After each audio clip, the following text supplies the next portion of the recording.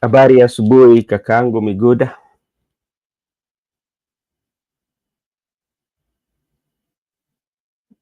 Hello Miguda, habari gani?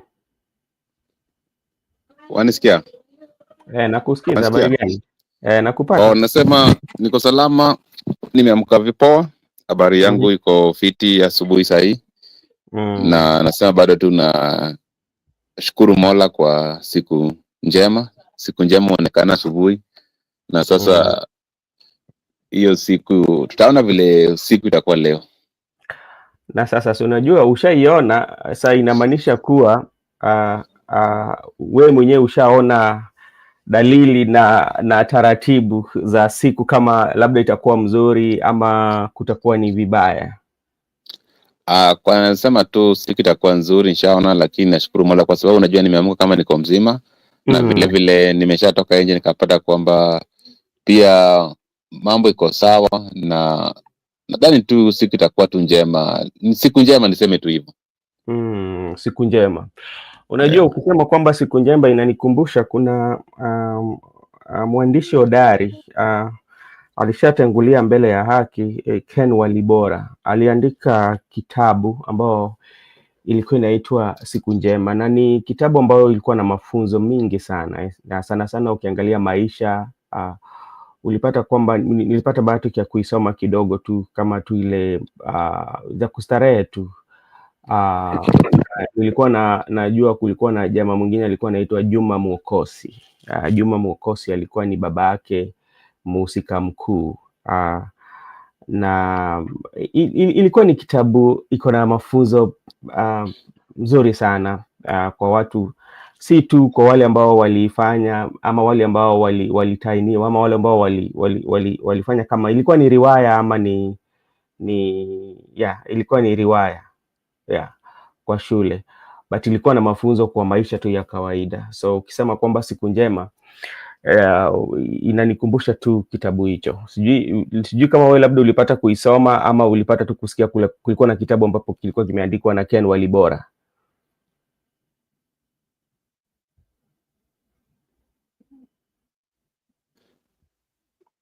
Kwa maoni yangu mimi nasema tu ni msemo. Wakati nilikuwa nasoma tulikuwa tunasema siku njema huonekana asubuhi, lakini sikupata nafasi ya kutazama hiyo kitabu ya Ken Walibora Siku Njema.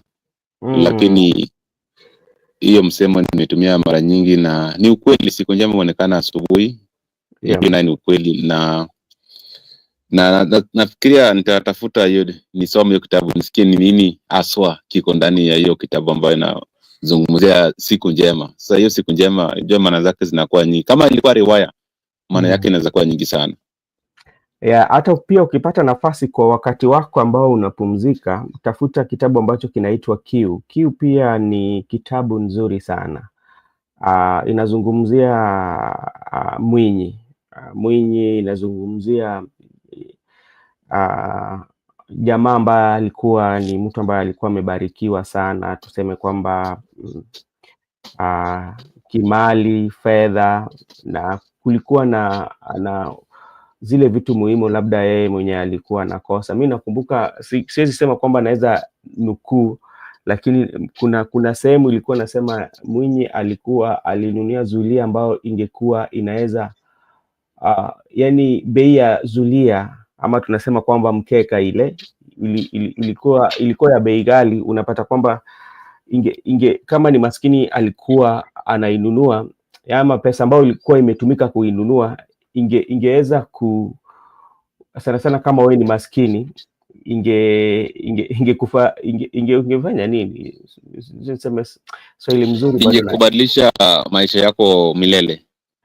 Ama tuseme kwamba hali tu ya maisha ya kawaida, yani unaweza itumia mahitaji yako sana sana. Kama wewe ni mtu maskini, inaweza maliza mahitaji yako ya kila siku. Tuseme kwamba vyakula ambao labda unataka, kodi la nyumba, na sana sana pia labda pesa ambao unaweza lipa katika shule, yani tuseme, unaona.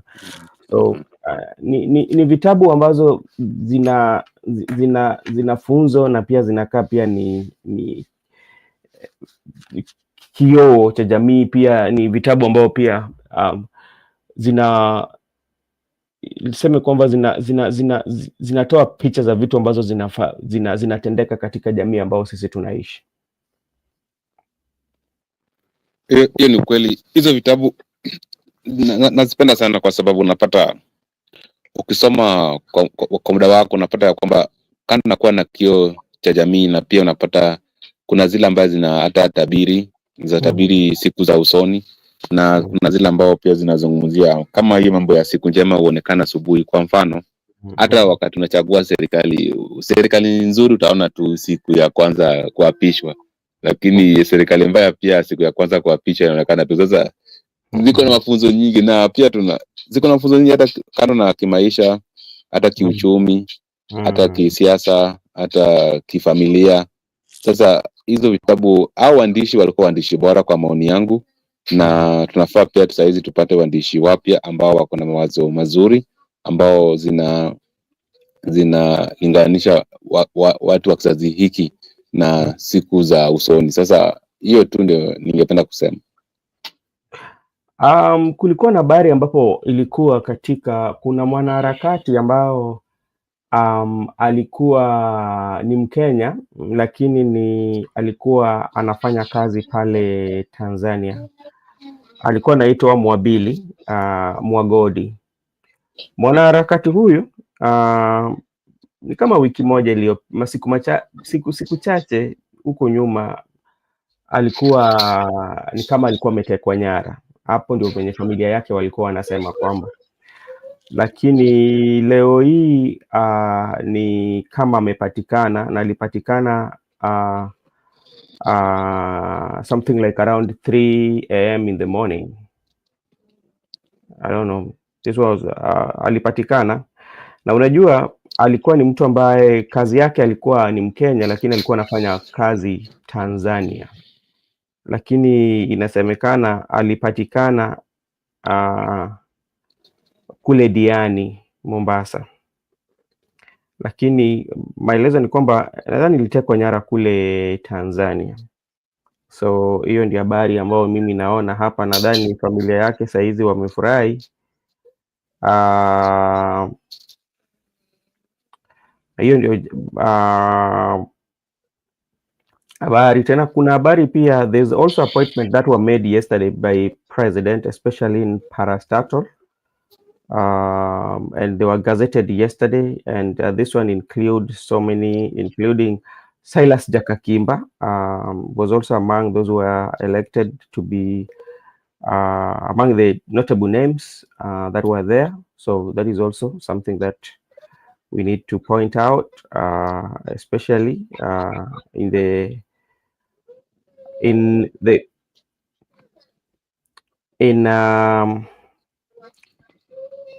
katika siasa yani.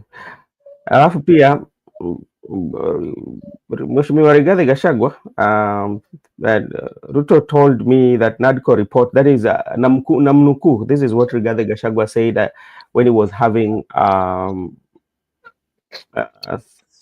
conversation with Kenyans abroad, that he said that I quote, Ruto told me NADCO report will go nowhere. Gachagua wants Raila. So Gachagua is warning Raila that NADCO report that Ruto told him. That is, I think he's speaking when he was still the deputy president, because before they disagreed with President William Ruto. So that is what is going on. But now let's go to the conversation of today, this morning. Yesterday there was empowerment program, and this was attended by high profile both leaders in government and members of ODM. And the main discussion, apart from the empowerment that they were doing, contribution of money, the issue of Sifuna came up, and the section of members of ODM, especially from the Luo Nyanza, lectured Sifuna on his remarks, especially on the MOU between the Right Honorable Prime Minister and President William Ruto, whereby Sifuna suggested that MOU is dead.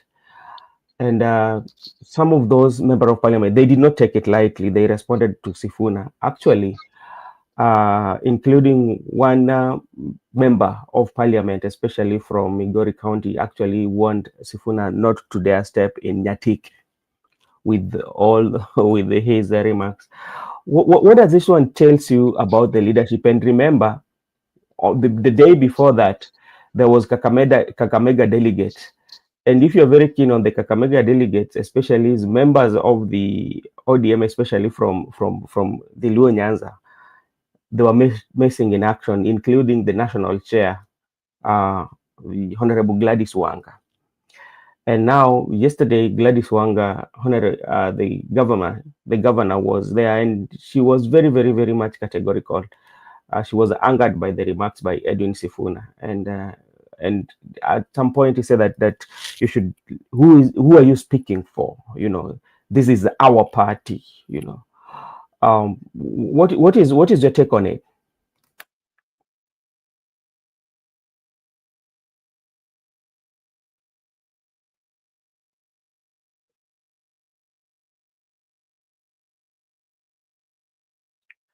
Good habari?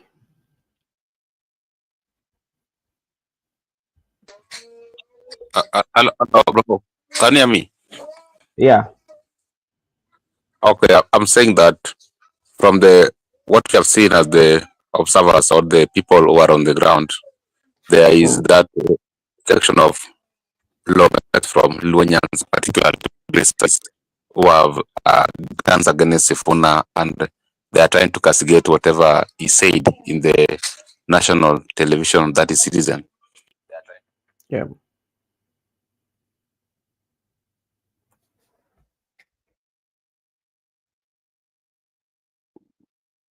Are you still around, Mr. Miguda?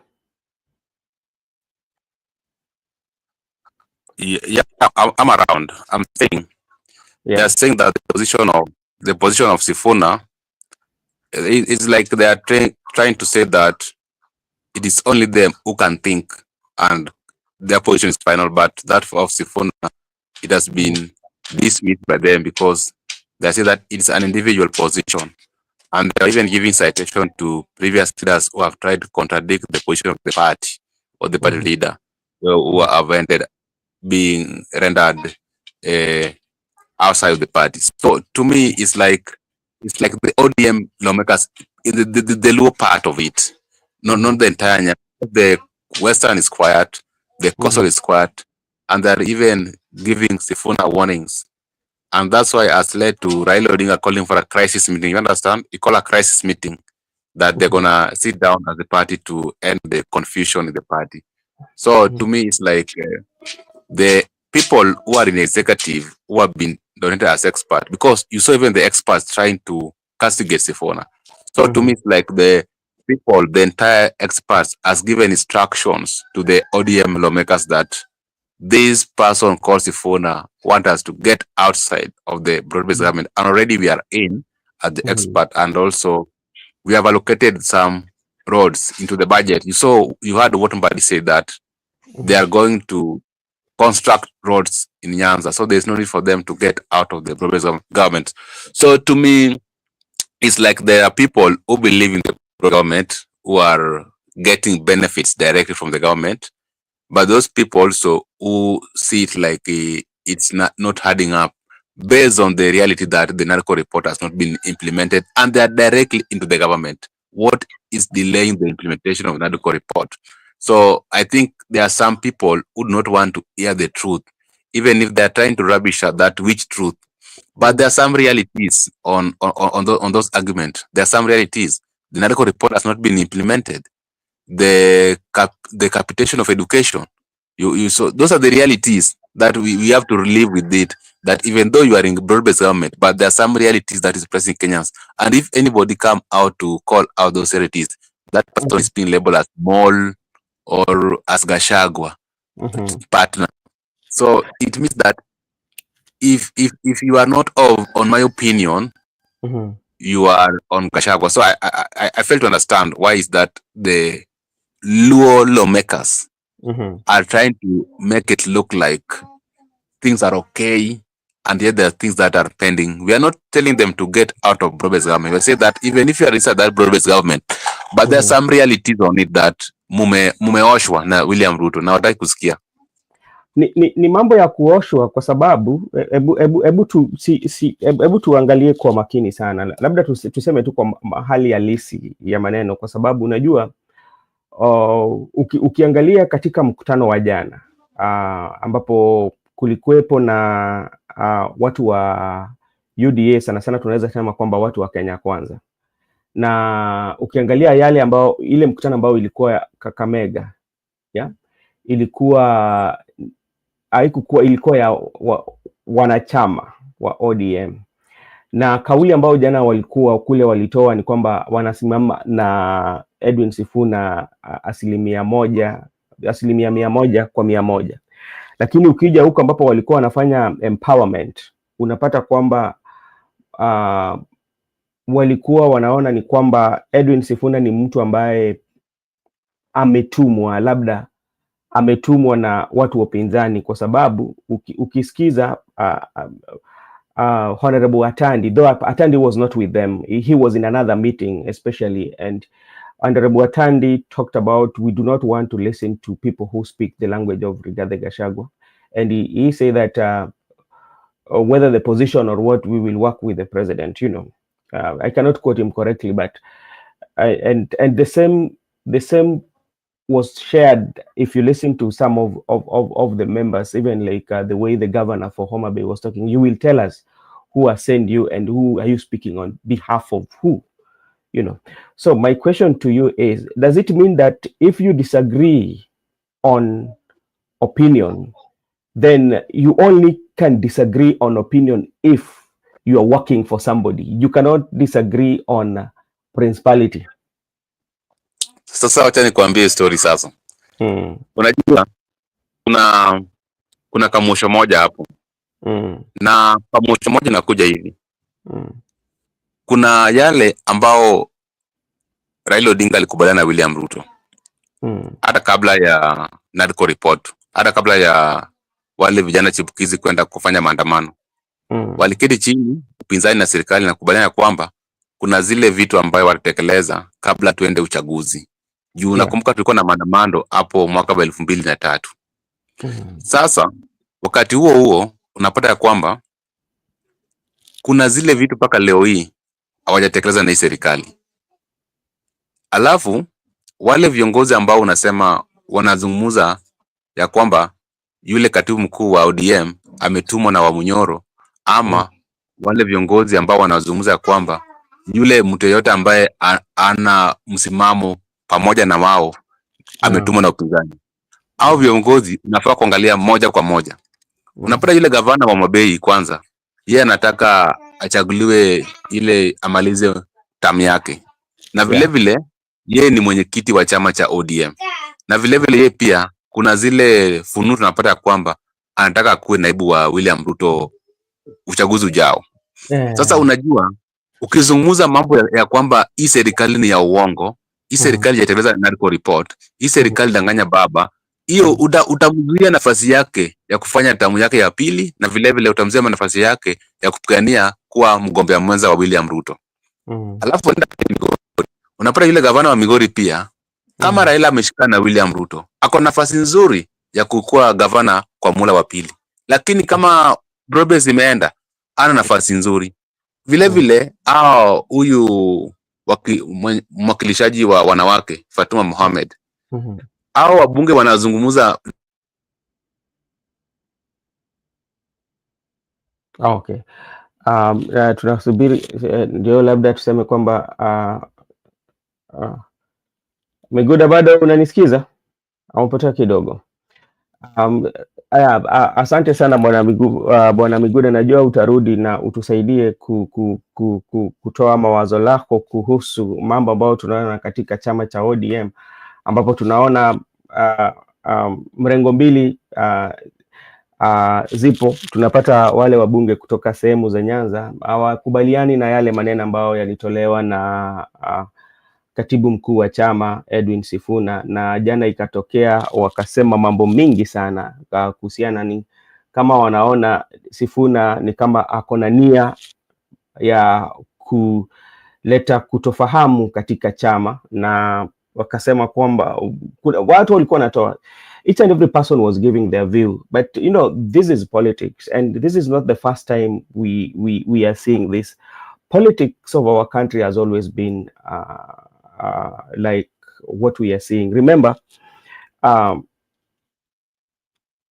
if you look at the situation right now on how even ODM came on board to work with the government of Kenya Kwanza, yeah, and how even the ODM has portrayed itself on, especially in Kenya Kwanza, you would see, especially that there are quite a number of them who really support the broad-based government, you know, that is headed by the Right Honorable, that is headed by the President William Ruto and the Right Honorable Prime Minister. But at the same time, also there are some agreement that were signed, and actually Sifuna was speaking about the agreement that was signed with the government that was supposed to be implemented, and that's why Sifuna was saying that some of this has not been implemented. But now, if you look at what the turn in ODM, especially the turn that he has taken, those who are against and those who are for, and this one depends from where you stand or where you are.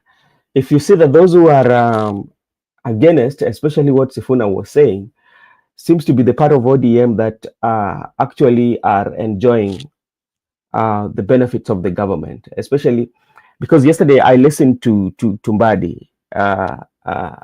Let me see what our good friend is saying.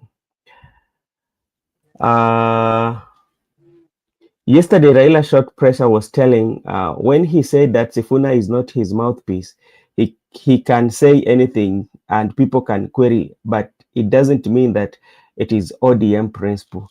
Yeah, he said that, and people are feeling that also the Right Honorable Prime Minister is changing his stand on what he said. And at some point, it was said that sometimes the media should ask him so that he can clarify what he said. Miguda, how are you doing? You're back. What?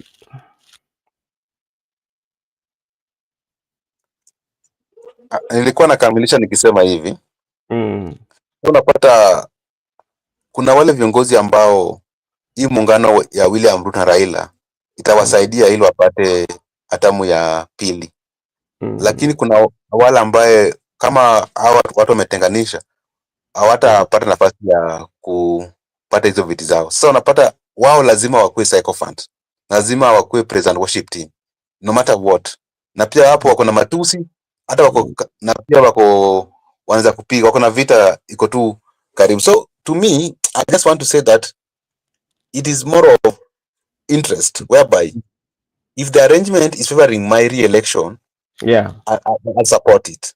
But if the arrangement doesn't support my re-election, I'll vote out.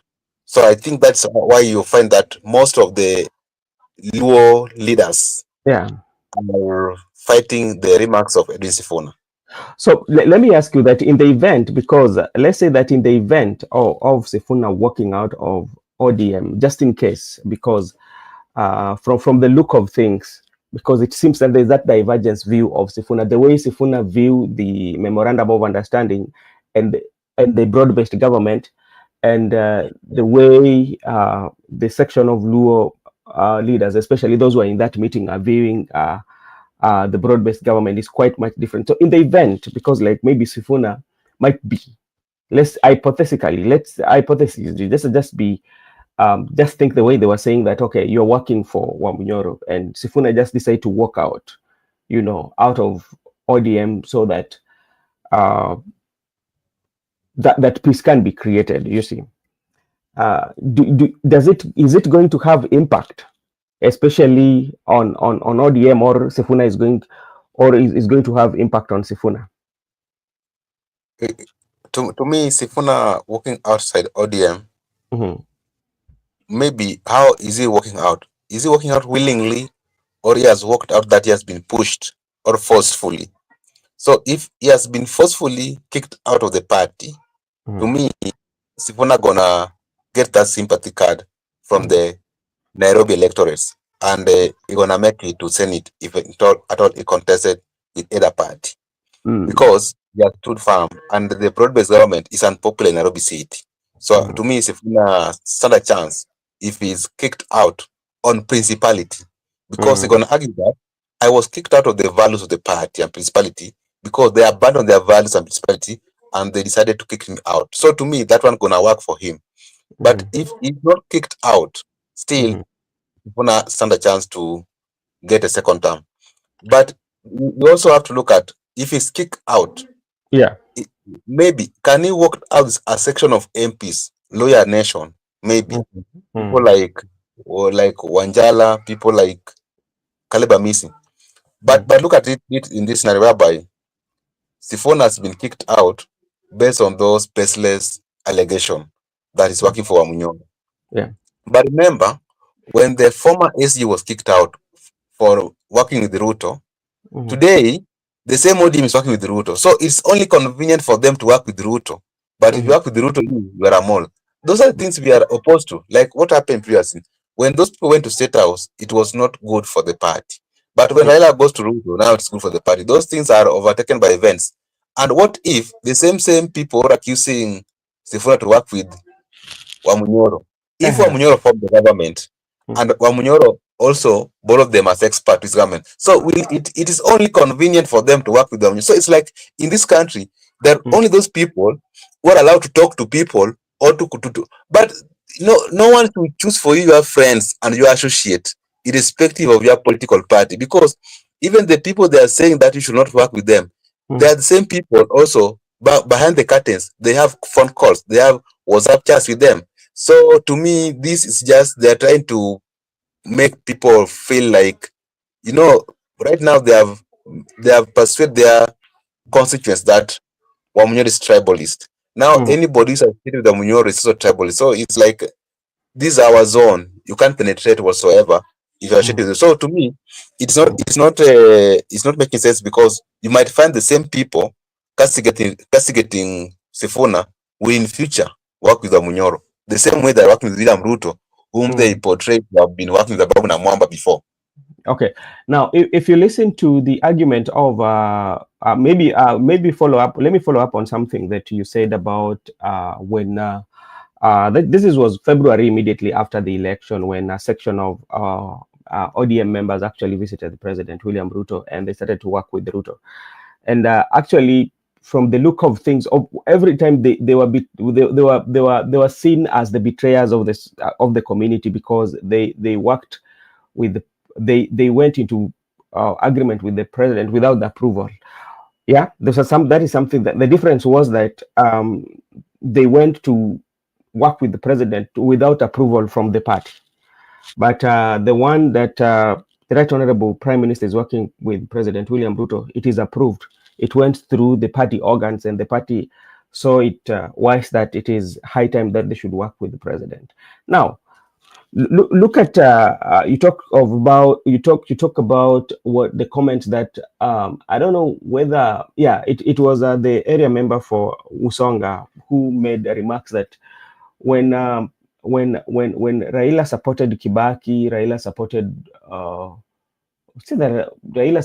Kibaki, and Raila supported also Uhuru, but now when time came that Raila was running for presidency, they did not support us. And you find that the tribal card is also being thrown into this conversation, and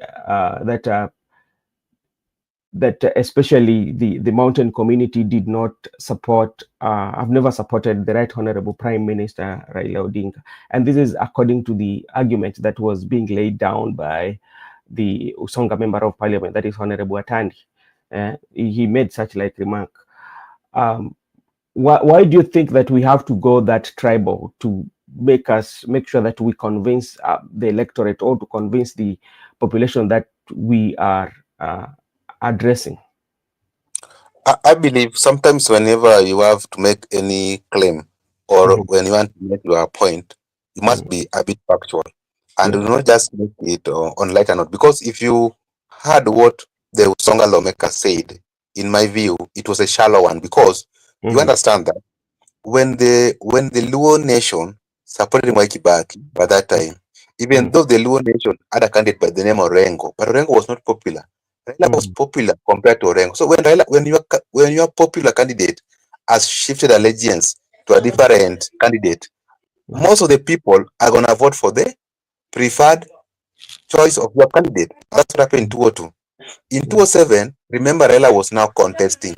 2013, Raila contested. 2017, Raila contested. And vis-a-vis 2022. How dare you expecting the Luo nation to vote for another person and already they're the candidate in the ballot? The same way the Kikuyu nation could not compensate, could not vote back for Raila Odinga because already they had the Kibaki for the second term, they had the Uhuru for 2 terms respectively. And by the 2022, they have made a decision that they're going to support William Ruto. So whenever you want to make argument on tribalism, you must place it whereby, is there a time whereby the Kikuyu nation had presented, has not presented a candidate, and already like the 2022 case. So you don't need to bring you can argue that in 2022, there was a Luo candidate and a Kalenjin candidate, but they opted for Kalenjin. That now when you can say, okay, maybe they have never voted for Luos. But in the issue of 202 and 13 and 17, they had their candidate. The same way Luos also did not vote for Kibaki too. Remember Kibaki first term, the Luos voted for Kibaki. But second time, Luos never voted for him because they had a preferred candidate. That's Raila Odinga. So if Luos made Kibaki president, why could Luos again vote for him the second term? It's not a debate there because already they're candidate. And if that's the case, if Luos were voting for Kikuyus, why could Luo vote for Uhuru in 13 and 17? It's just something that it's argument that does not add up. It's just like you want to bring the issue of tribalism to the people so that you manage the emotion of the people that the Kikuyu nation can never vote for those. But there's a time will come whereby we will put them. A time things the world is not going to end with the 2027. There are going to be many elections in the future. And you never know. One day you can find the Kikuyu nation, Luo nation, the same camp with a preferred candidate from the Luo nation. They'll just have no choice but to vote for that Luo nation. The same way they voted for the Kalenjin nation. And remember, they swore not to vote for another Kalenjin. After 24 years of the dictatorial Moi regime, they said, never shall we vote for a Kalenjin nation. What happened in 2022? They voted for a Kalenjin nation because of the matrix. So until we reach there, is when you can say that, okay, these people cannot vote for the Luo. But remember also, the same Kikuyu who are being accused of not voting for the Luo, remember they have also voted for Kalenjin, which is not one of them. So to me, it depends on which matrix. And the problem is with our leaders, that the people who start this conversation of tribalism, matrix, arrangement, regionalism, kingpins, and now they're narrowing down to the people. Okay, thank you so much. And you know, like in Migori County, there's a young lady who also wants to vie for women rep position. She's called Sheila Olang, and the other day I happened to have I was following up on both of the political moves in Migori, and she attended one of the functions that was organized by the governor. Then one of the, I think that one of the speakers, I might not quote him correctly, was just telling the young aspirant, Sheila Olang, that, okay, you need to declare your stand, or like tell us where you belong, because I think because I think there is a camps still are in Migori. And when the governor came, and the governor also said that, okay, you heard what people have said, so you need to kind of like declare where you are, you know, because I know there's factions of Nyamita, because Nyamita and Ochila Yako are the only front runners in Migori as we speak right now, because Nyamita, I think, is having ambition to run for gubernatorial seat for Migori. and what you see in Migori happening, especially when it comes to the politics of violence, you know. And she's still very young, and she's coming from Karungu. She's coming from this family of Owigolang. No, Owigolang also was very influential in Migori County. And if you see that young lady and you compare it to the current women rep who was giving Sifuna, saying that do not come here in Nyatike with with those your lectures. What is your take on that? A very nice question. Very nice question. You know, that young lady, I think she's in the bracket of Gen Z or millennial. That young lady, she's giving Fatuma Mohammed sleepless night, and I'm Kibiza 1 hour. You know, she's coming with energy, and also you understand at her capacity, she's in the discussion of the governor. Ochil is discussing her, Nyamita is discussing her, the MCs are discussing. It means now she has made she's visible right now in the county's competition for the women rep. She has made herself to be visible, and now leaders are trying to recognize that. And also when people are opposing to you, it means now you are making significant en route to the county. And remember, she's coming from Nyatike. You have said it very clearly. Remember also the current women rep, she's also coming from Nyatike. So when you can get the vote, you can get the block from Nyatike, you are automatically going to be a women rep. But now, when she's coming from sorry, she's coming from Sorry, I think so. But sorry, it's Nyatike County, Nyatike sub county. Oh, Nyatike sub -county. Yeah. So both of them are coming from Nyatike sub county. So if she can divide that vote of Nyatike sub county and also hard up with the Kuria, and also maybe because she's also popular in Rongo and Uriri, because remember Nyamita is coming from Uriri, but now she's backing up Nyamita. So if she can get the block from Uriri and block from Rongo, then with Nyatike, she's the next women rep for Migori County. Now that I remember the one speaking, Fatuma Mohammed, was elected on independent ticket. That's why she's worried. She's not an ODM member, and even when she was lecturing Sifuna about the party position, kicking Sifuna out as who? She's kicking Sifuna out as who, and she's not even a women rep for ODM. She was elected on independent ticket. The person who was given ticket was Denita Gati from Korea. Now she has got no monopoly to come and lecture Sifuna about kicking him out. No. The people can kick Sifuna out as the ODM members, not him. She was elected on it. So remember, she's not comfortable because even if she got the ODM ticket, likely Sheila can beat her on the independent, because even herself, she defeated Gati on independent. So that's why she's hungry. She has been abusing Sheila. But the good news is the young people, all the people of Migori County, are with Sheila. Know that I'm an opinion poll. Maybe and like what you said about she's still very young. I can remember there was a day she organized for a tournament, especially in Sorry.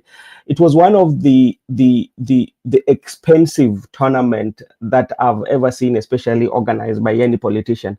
And if you look at her age and the kind of competition the tournament itself, I mean, like how it was organized, it was massive. I tell you, I had an opportunity to talk to people who were insiders. It was very massive. It has never been seen, especially in Migori County. Anyway, we will look for her as a young lady, and she's also an economist. I think so. She's well educated. Just to add on what you are saying, she's well educated, she's an economist, and she's having even the energy, the passion, and she's well networked in that county alone, because the father had already know the terrain very well, and the networks of the fathers has linked her with the people of the past friends of the father, and I like the slogan she's using, and that's why she's saying. Fatuma used to call herself Fatuma Full Network. So network. So she's saying kuna network ingine imepotea kwa Migori. You know that slogan alone give you Fatuma sleepless night. Say okay, hii network ipotea, tutaitafuta. So I think it's gonna be a very nice competition in Migori County when it comes to the seat of women rep. Okay, thank you so much. Now, let's come back to the ODM, and now we are looking at it. We want to look at the leadership of ODM, especially we are talking about the chair lady, who is the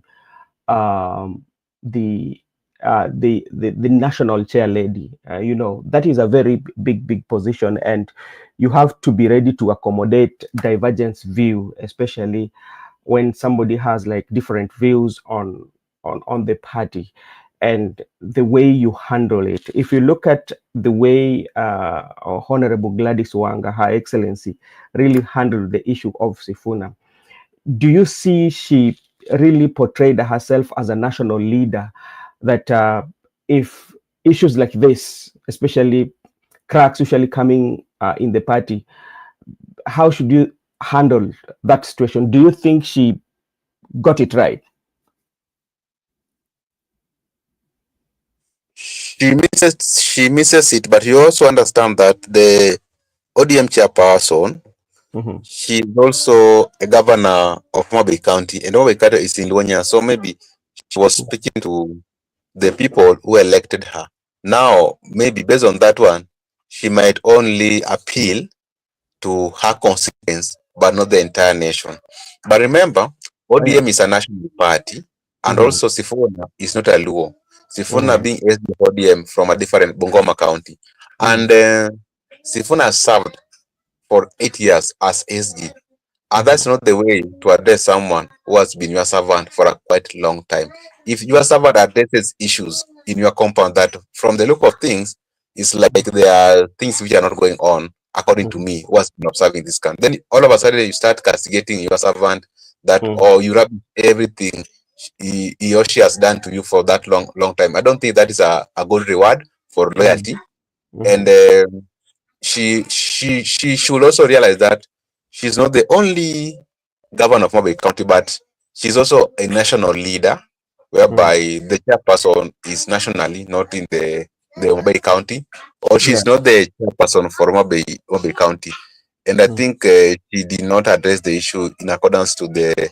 I don't know. You know, of late people have been. I don't want to discuss her so much because that is. I don't like to discuss such kind of politics. But you know, remember what happened when Ongondo Were died?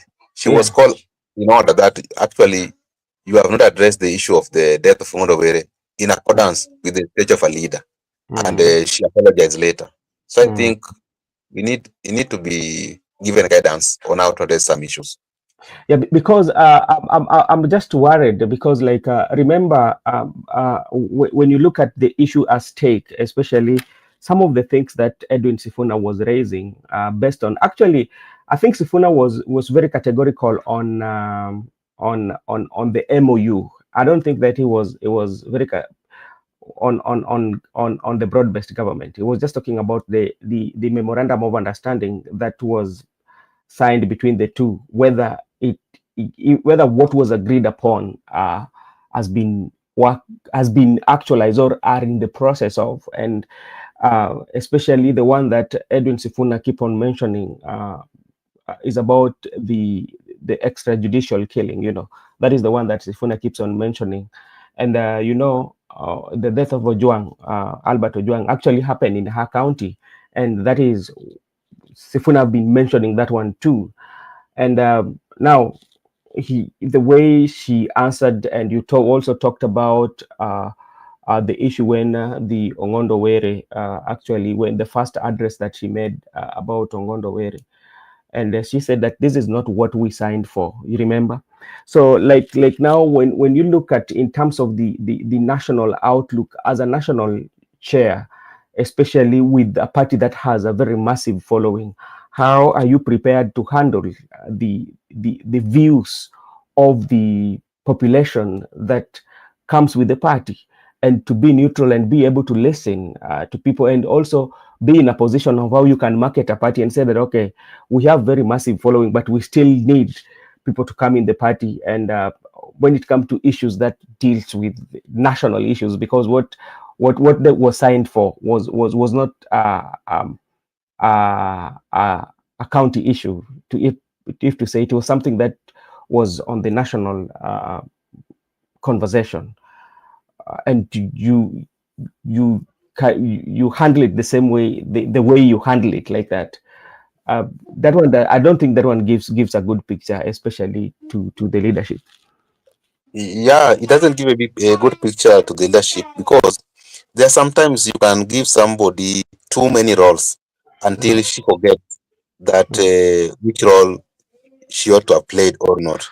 Like now, view she's having too many roles within the ODM, and she's too ambitious until she doesn't care what's happening to the people. Because a good example is, if she said that we did not sign for the deaths in the MOU when Ongondo was slain, but when Ojwang was killed, now we sign for deaths. So it's like she's contradicting. She came out to defend Ongondo, but she never came out to defend Ojwang. And she's purported to be the national party leader of the chairperson for the ODM. At the same time, she purported to be the governor. So to me, there are sometimes you can give a leader too many roles until she doesn't know what she ought to have done or no. So this thing should be delegated. If she's concentrating on the county issues and also concentrating on getting a second term, or projecting herself to the running mate. Therefore, this role of the party chairperson should be given to another person who is a bit sober, who can handle national issues relating to the people in accordance to a leadership position, not issues like allies position or political competition position. So someone who's a bit sober should be given that position. That could be my view, because if you look at the events which have unfolded before, it's like that if you kill my allies, then I'm not supporting you. But if you kill those who are not allied to me, then I'm supporting you. Like she said that this government has done so much to Albert Ojwang, but when Ongondo was killed, she said that no amount of compensation can bring back life. So it's like she's not addressing the real issues affecting the people. And also, she should know that she's representing a national party whereby people are concerned about the issue of the party, not her own ambitions and her own differences with the opponents. Okay, thank you so much. And now, not only the leaders, especially from the Luo nation, are happy with what Sifuna said. There's also a group of young youth, especially the youth from Kisumu, are also were not very happy with what Sifuna said. And I think like one of them really said that Sifuna, if you're not happy with ODM, you can leave and go and go to Wabunyoro so that you can be SG there, or usifanya hivyo tutakupiga. What if you see even the young people, especially those who are supporting the ODM, or also are coming out and say that, okay, that is not what we expect from youth, especially now that we are working with government? Do they understand what is at stake, or it's because it's politics of the day? Sometimes it can be a politics of the day, and sometimes also it can be based on the interests and also the dynamics of the politics. Because you find out that there are people who are saying that tutakukimbiza, we will chase you out, we'll kill the party. Remember, even those people, some of them, I'm sorry to say this, some of them cannot even write a minute in the meeting. And even if we say that now, kick Sifuna out, bring them to that position of SG, can they articulate those policies or those ODM values? Which is, have they read the ODM constitution? Do they know what ODM entails? Do they know the ideologies behind ODM? Do they know the projection of the future of the ODM? So before you come out to the national television or social media to castigate a person, remember there are some duties which are too detailed for some people to handle in that party, and that's out of 54 million Kenyans. People like Anyang' Nyong'o saw it that it is Sifuna who can articulate the issues when Ababu was kicked out.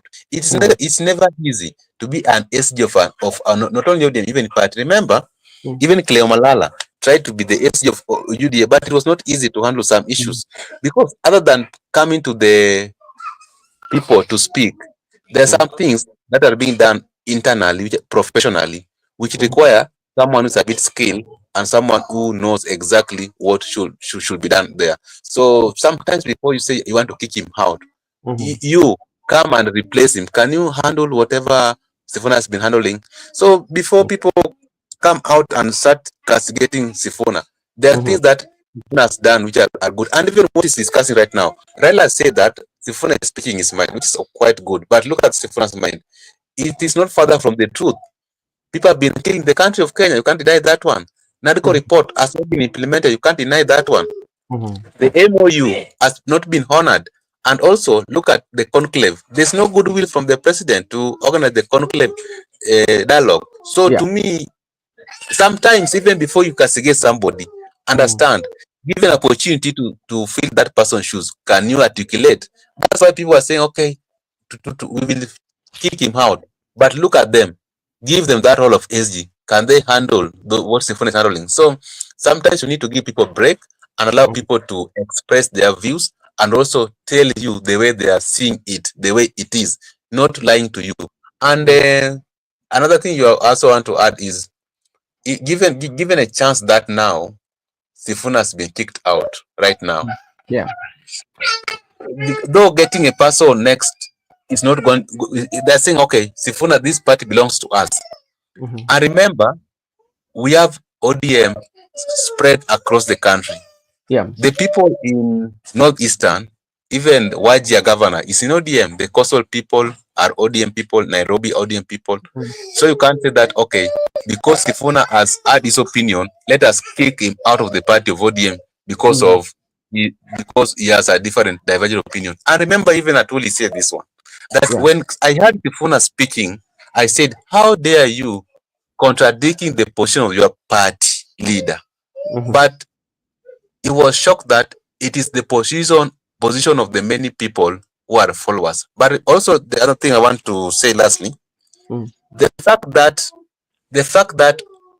somebody is following Baba blindly, the fact that some 2-3 individuals has been appointed as the CS, the fact that some 1-2-3 goons are being paid or on government's payroll, doesn't mean that everybody issues has been sorted out, or each and every person has been sorted out. So the fact that you are a beneficiary of the government doesn't make everybody to be a beneficiary of the government. So if you see people are trying to tell you, okay, it is fine, you are there, you are having your meal, but on the other issues, there are some pending issues affecting other people. So you need to listen before you castigate people. Why can't you listen? The only response to you, if I speak, is kicking me out. The only response to you, if I speak, is to kill me. The only response to you, if I speak, is to arrest me. That is not the way we can live in this country. Let us give a listening ear to the other people so that we can understand what are they saying. Okay, thank you so much. There's a question here by Demes Bia talking about His Excellency Governor Orengo. Actually, the Orengo public appearance, he has not appeared in public for quite some times, and people have been asking about him. We know maybe Orengo is working, because remember, immediately after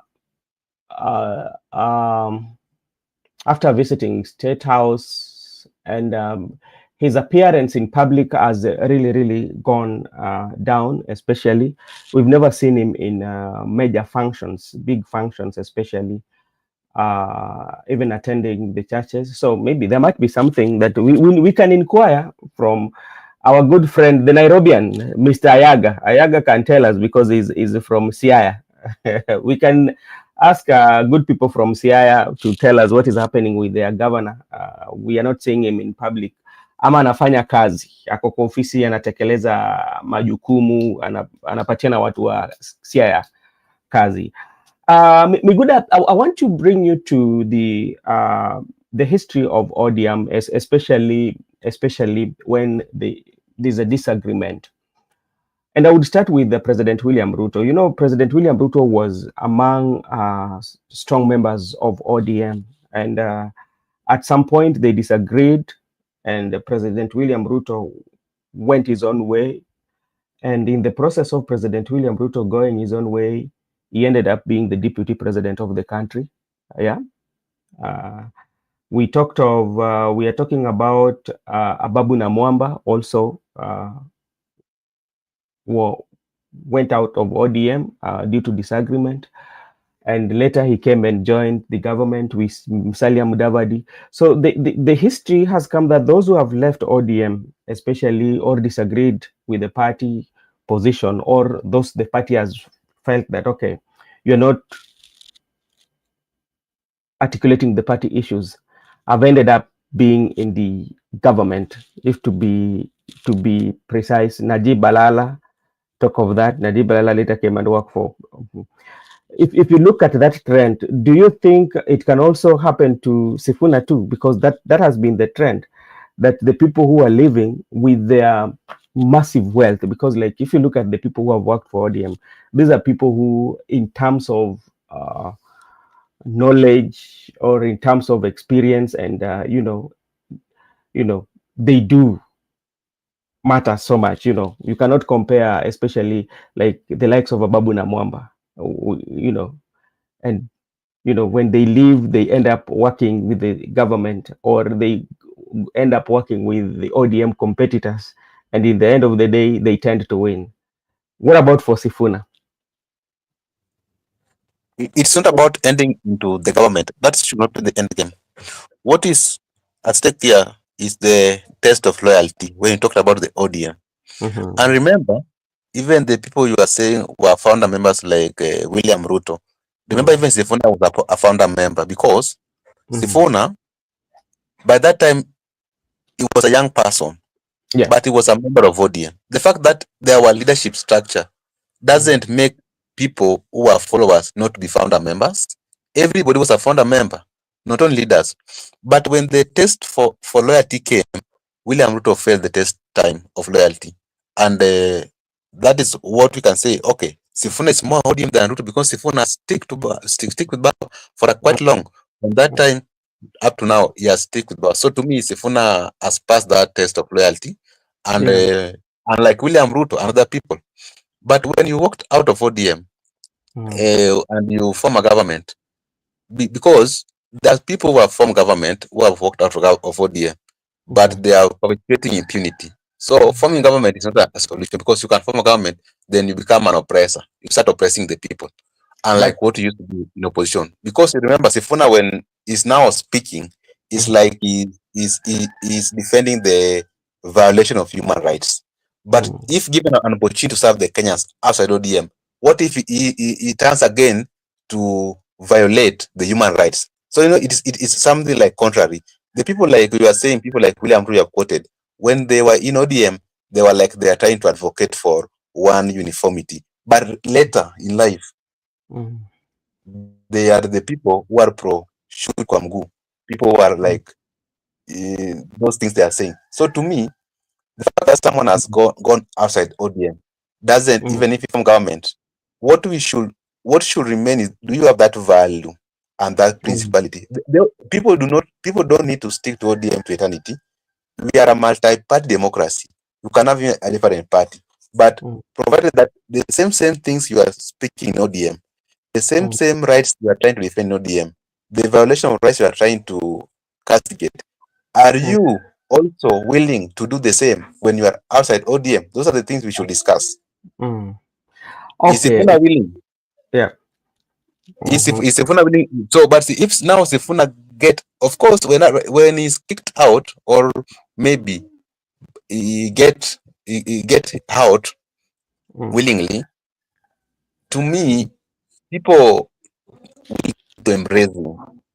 And when people embrace him, let him also be consistent. Let him not be like the other people who are founder members. When they left, now they forgot the principality and the values. Okay. Okay. Thank you so much. There's also something that also is trending on the social media. I hope you had an opportunity to watch the video, especially Millie Odhiambo and Faruqi Bet. You saw that. I don't know whether Faruqi Bet was telling her to dance or what. And these have always been a point of discussion. Remember, it happened with Honorable Sabina Chege when, all those remarks that were said. And also we saw that with Amilo Gesagesa, the bad girl, and people were saying that they did not expect Amilo Gesagesa to do that. Do you have any take on it? That one I can say I can say of late you have seen Farouk trying to, I don't know, it is intimidation or bullying women in the podium, that for you to speak you must dance, for you to speak you must turn around. So Farouk is bullying women in the rallies. Farouk should stop that one. Let people just speak without dancing, without turning around. Why? What is it that you must turn around, you must dance for you to be given the mic? And by the way, Farouk Yeah. is bullying people in the empowerment program, because it's like he's limiting you. He's giving you that you waste. Like if you're a man, he will tell you, "Unatoa ngapi? Ndakupatia mic." If you're a woman, you must dance. And yesterday when I was following the one at Moroni, they never gave someone the aspirant for Nyakach called Polikamburo. Farouk himself push him out of the podium to go and sit down. And that is an aspirant, remember? So Farouk has been bullying people in that empowering program. Yeah, so I think like the empowerment program should be who is who in the empowerment program. So maybe you also have to give good amount on it. But like people are talking about it, and people are saying that, oh, we didn't know that the bad girl could do that. I don't know, but that is politics. You have to do what is what. Now, let's come to the issue again, especially the leaders from the Luo Nyanza who have taken this time, and I had the CS Mbadi actually talking about on how they sat down amongst themselves with people of Migori, and they had a list of roads and went to the president and they said that this is what we want, and he quoted some of the roads that will be tarmacked. I don't know whether it is in the lifespan or the 10 years. It is within the 10-year plan, or not the 10-year. We can talk about 7-year plan right now of President William Ruto and Raila. And now when it comes to budget allocation now, because like what do you see that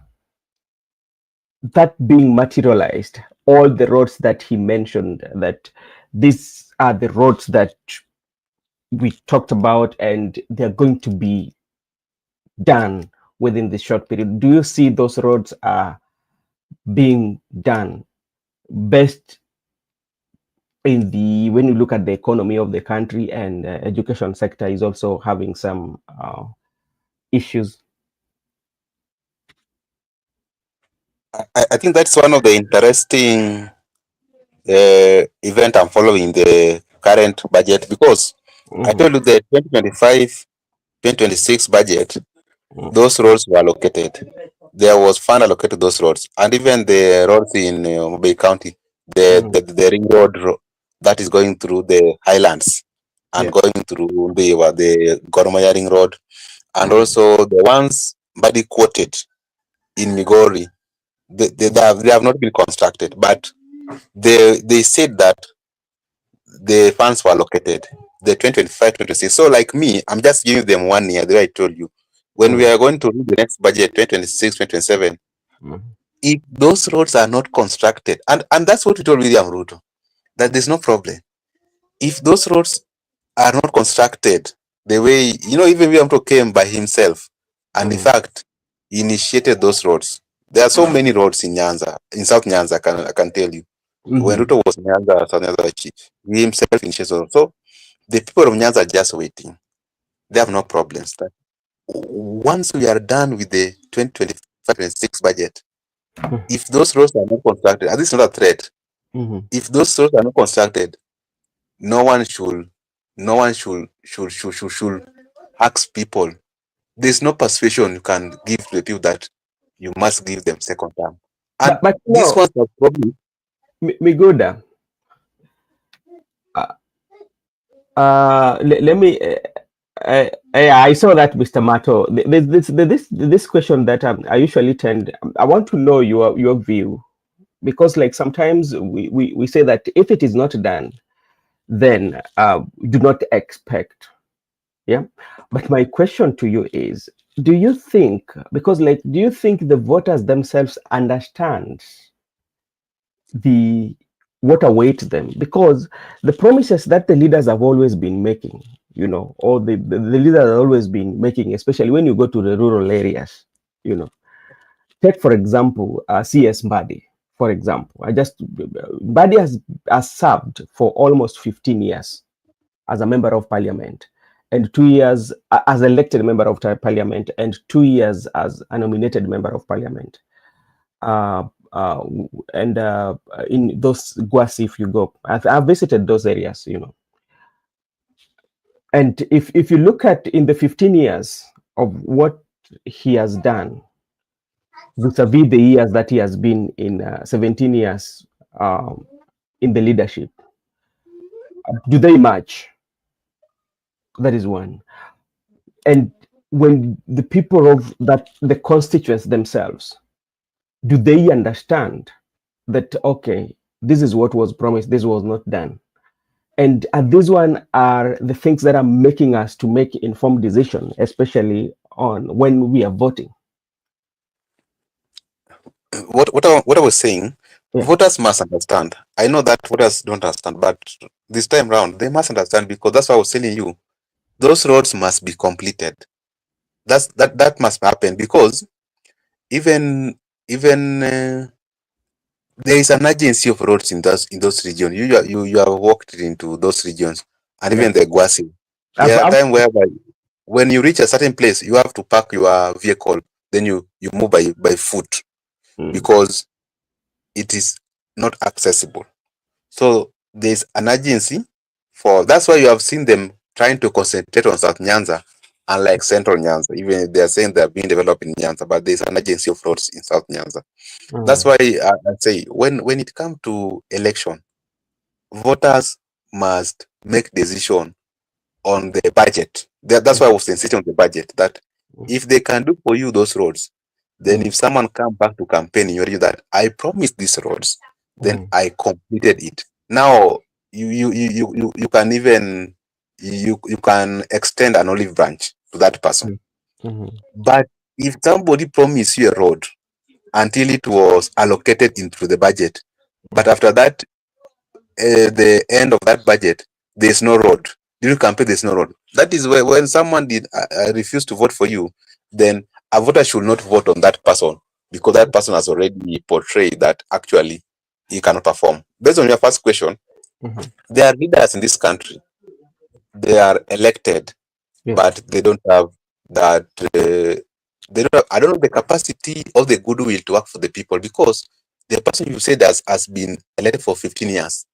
He's having his colleagues, he's having his, I can say, like his partners, the same people who have served for 15 years. But if you look at the constituencies where people have served for 15 years the same way he was serving, there's a much difference in terms of infrastructure, even in terms of education, the issuance of bursary, because they have been carrying that CDF kit. And even remember, there are some lawmakers who have come to parliament yesterday, came 2017, and now they're in 2022. But they have worked more than those people who are there in 2007. And the question is this bursary being given? There are some people are being given 100 million, some people are being given 80 million. No, they are given the same amount of money. But even some MP has been ranked for the last 2 years as the best performing MP in the entire country. And this person came the other day. So to me, there are those leaders who actually, they don't have the goodwill to work for the people. And the same leaders who are disturbing us, that they want to be governors. They're disturbing us, that they want to be president. President how? Governor how? And already the constituency, you cannot handle the CDF kit? How are we going to handle the county government allocation? How are we going to handle entire countries, the economy of the Kenya? So before someone comes to you as a voter to elect him as a governor or as a president, go back to the history of that person. Look at the scorecard, or look. Not only people nowadays tend to focus on the issues like infrastructure, issues like market, issues like education. You should pause and also look at that leader. If by the time he was serving, did he violate any human right? If he was serving, did he support police brutality?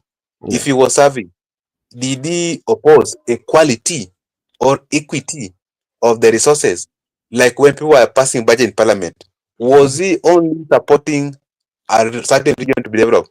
If you can check on those areas, then it will give you a view to elect a good person. Lastly, there are newcomers who are coming to politics, young people, old people, but their main agenda is that they have money. They can buy electorates, they can buy the election officials, they can buy the police, they can buy the judiciary. They have no agenda. Their background, they have no manifesto, they have no plan. They just say, okay, I have money, I want to be a lawmaker. I have money, I want to be a governor. Now, after electing this person, and this person has failed not to respect the constitution, uphold the constitution, and also respect the basic rights and fundamental freedoms. That one we must blame the electorate, because right now you have an opportunity to assess who can work for you or who has worked for you before you have seen, and who has respected and uphold the constitution. Those are the grounds which a voter must base when he or she wants to vote for a leader. Okay, thank you so much. And I think Gibson is surprised here when I say that Mbadi has, as an elected leader, he has been elected, or he has been in parliament for 15 years as an elected leader, and 2 years as a nominated, until he was appointed to be, hey, how are you doing? Until he was appointed to be the CS for Treasury. And those are facts. I don't know whether I'm wrong, but like Migori, I think it's 15 years. And so 15 years as an elected member of parliament. And 2 years as been elected. Yeah, 2 He years has been elected for the last 15 years. For the last 15 years as an active. And remember, he was even the minority leader. Yeah. He has served, and he was even the deputy minister of Raila Odinga. Raila Odinga was the prime minister. Deputy the prime minister. He was the deputy. He was the not deputy. He was the assistant minister for prime minister. Yeah, and to say that he has also been the chairman of ODM for 10 good years, until when Wanga was nominated actually by Raila. That's when Mbadi left the chairmanship. And the reason why even he did not run for member of parliament, Wanga was high. I mean, like Mbadi was eyeing the governor of Homa Bay County, and remember the governor of the governor of Homa Bay, especially the gubernatorial seat of Homa Bay, was negotiated between the ODM. They did not do party primaries on governorship, and that's where like people like Kidero had to go their own ways, because like remember, Kidero also wanted to vie for the governorship of Homa Bay in ODM ticket. So when there was that negotiation, and unanimously the party agreed that the certificate is going to be given to Her Excellency Governor Wanga. Kidero decided to, did he run, Kidero went with independent, or he ran under UDM? Independent. Yeah, Kidero went under independent. So that is what was happening. I don't believe experience. Those MPs who say the experience are the worst we had ourselves. Beth Mugo from Bure. Yeah. So some of, you know, I don't know how they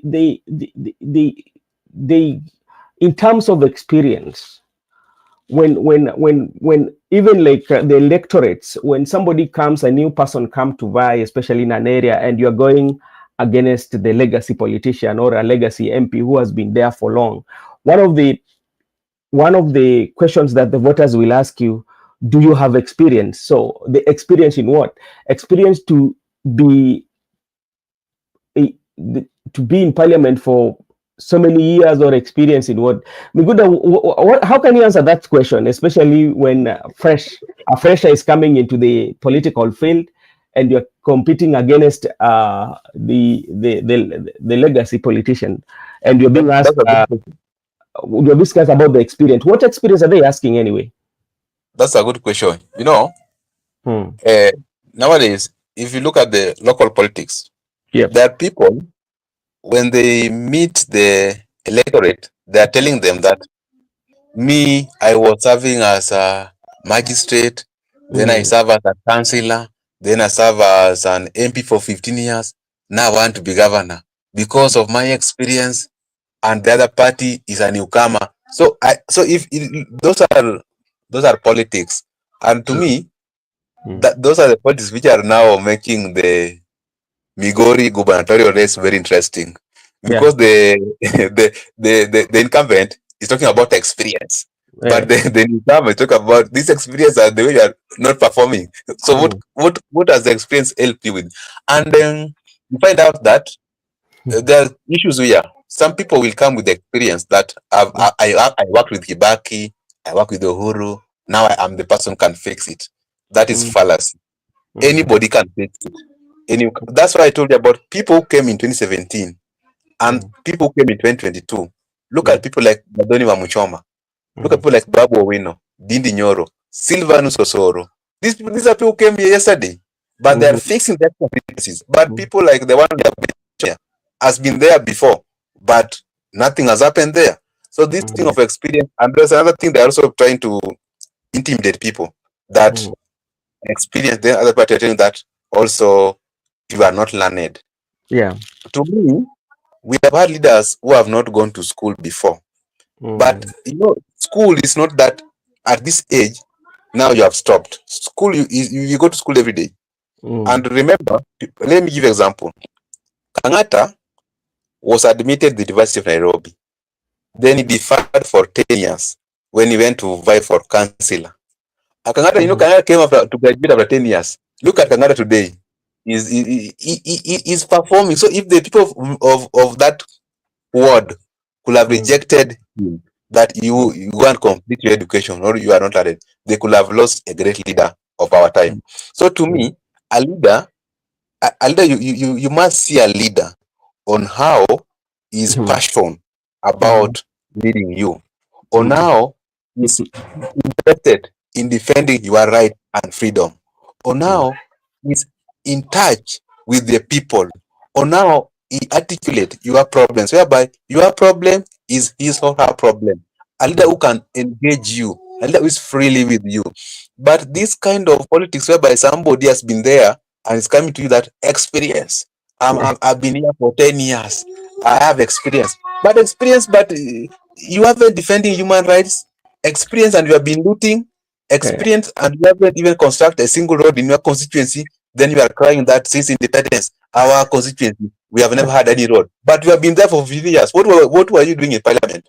And you have opportunity to be there. So, as a people, sometimes we need to distinct between a leader and a person who has joined politics to make money, a person who has joined politics just for the sake of joining politics because he has money, and a person who has joined politics with passion to elevate the people, with a passion to ensure that we bring transformation. But those are the people we should be electing. But if you look at across the board, especially even to the new politicians who are coming in, especially when you look at the Kenyan politics, what usually happens is that I think like the politics in Kenya is the easiest way that somebody can generate wealth or can make wealth, because you find that when somebody runs for an office, especially, he doesn't have a lot, but give him even two to 3 months in office, or like half a year or a year in the office, like his the turnaround in his life, his actual life, like you would see big change in his life, you know, the kind of cars that he's luxury, you know, you see luxury, especially in our political circle. And this one has even like been a motivation, and that everybody wants to run for office. You know, why is that one so? Does it mean that the only place that we make much money is in the politics?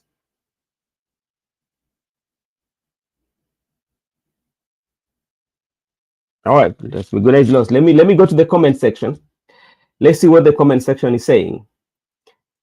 Let me see.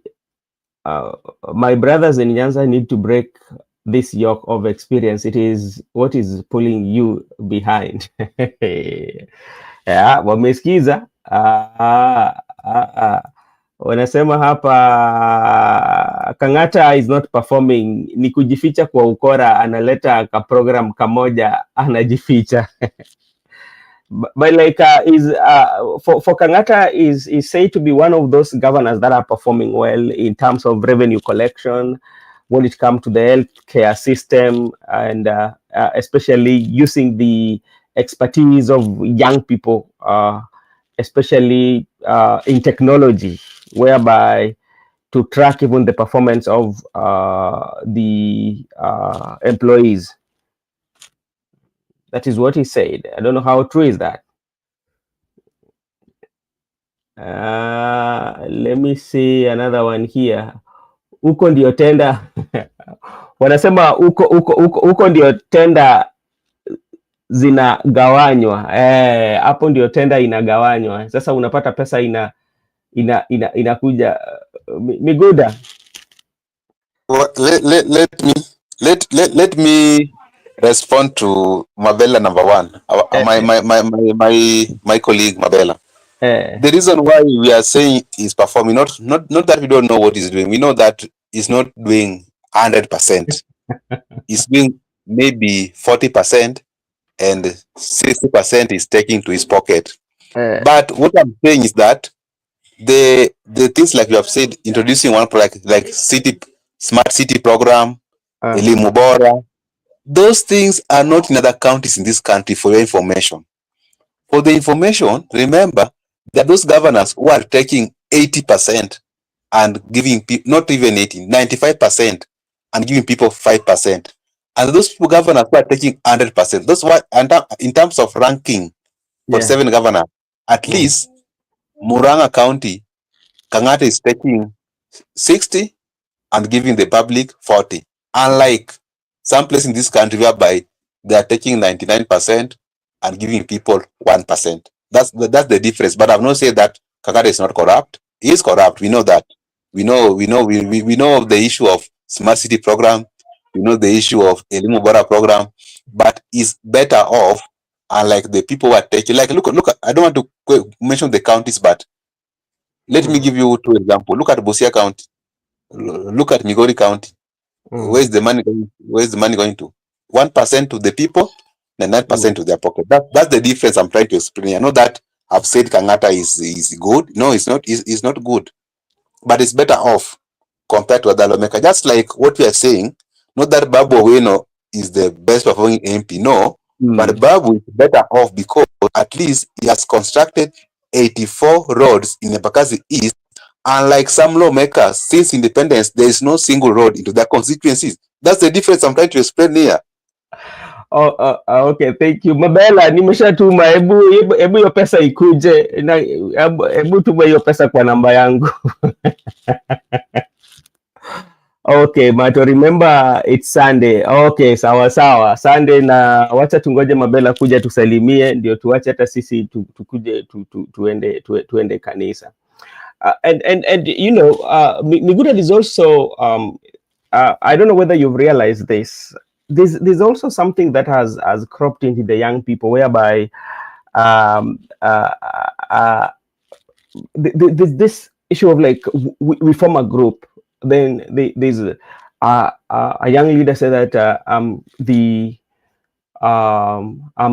youth leader of this particular group, and our main aim is to fight. But at the end of the day, you will find the group leader will be running, or we wants to vie for a particular elective post, which is okay.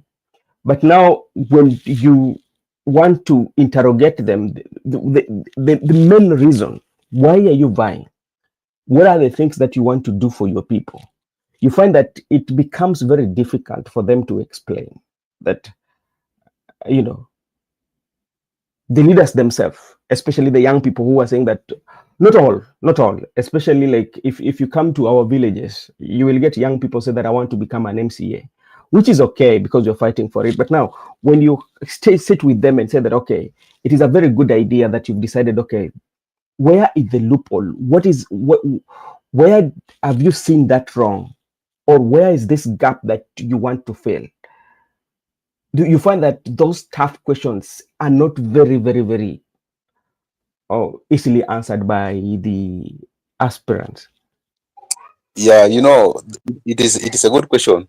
It is true. You find that some people can form a group, and maybe the chairperson of the group from nowhere is persuading the members that front me so that I can vie. Then he ended up being an MCA.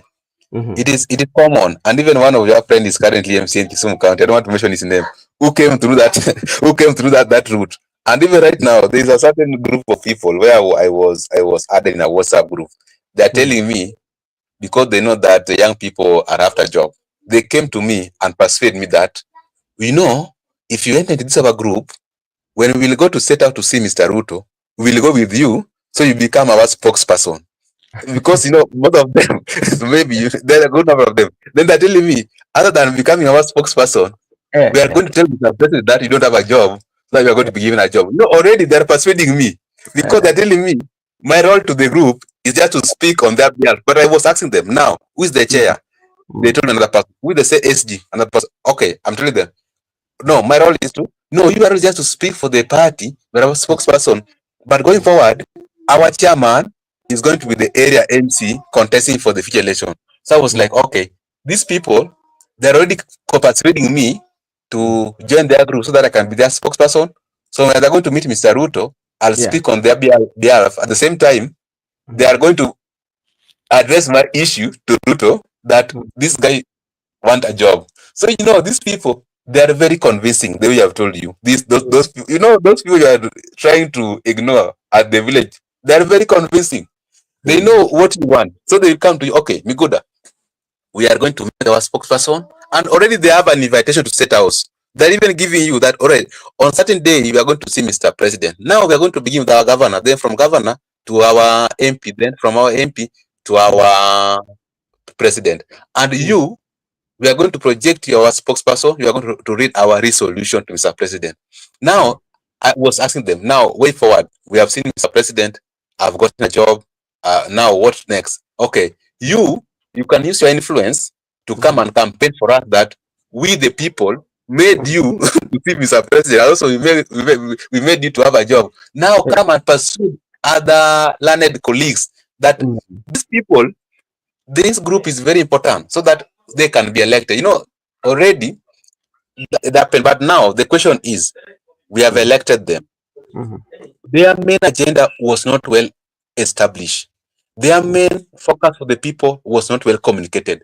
Their role was just to make you persuade the electorate to get them into the office. Now in the county assemblies, they are unable to legislate. They are unable to represent. They are unable to oversight. And they are unable even to communicate in the two languages, that is the Kiswahili and English.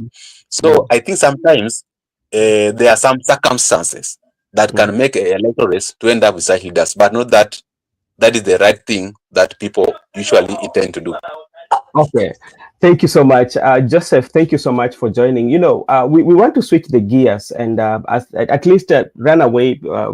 Maybe you will mention something about Irungu Kangata, but now we want to look at the youth and politics, because as much as we are talking about the leaders, or we are talking about the leaders who have been in power for quite some time, or for the decades and decades, but they all also come to the young people who are doomed, or who are people are having some hopes in them that they can change the political landscape in terms of leadership, in terms of bringing uh, solving the challenges that people are going through. They are representative, especially where they are vying. But this sometimes has turned out to be untrue, because if you're very keen enough, some of young people, especially who wants to run for these positions, their main agenda is one. We know how, if you are elected, the amount of wealth generation will come with it. So that one becomes our number one priority, that they look at the tenders the way one of our viewers was saying here.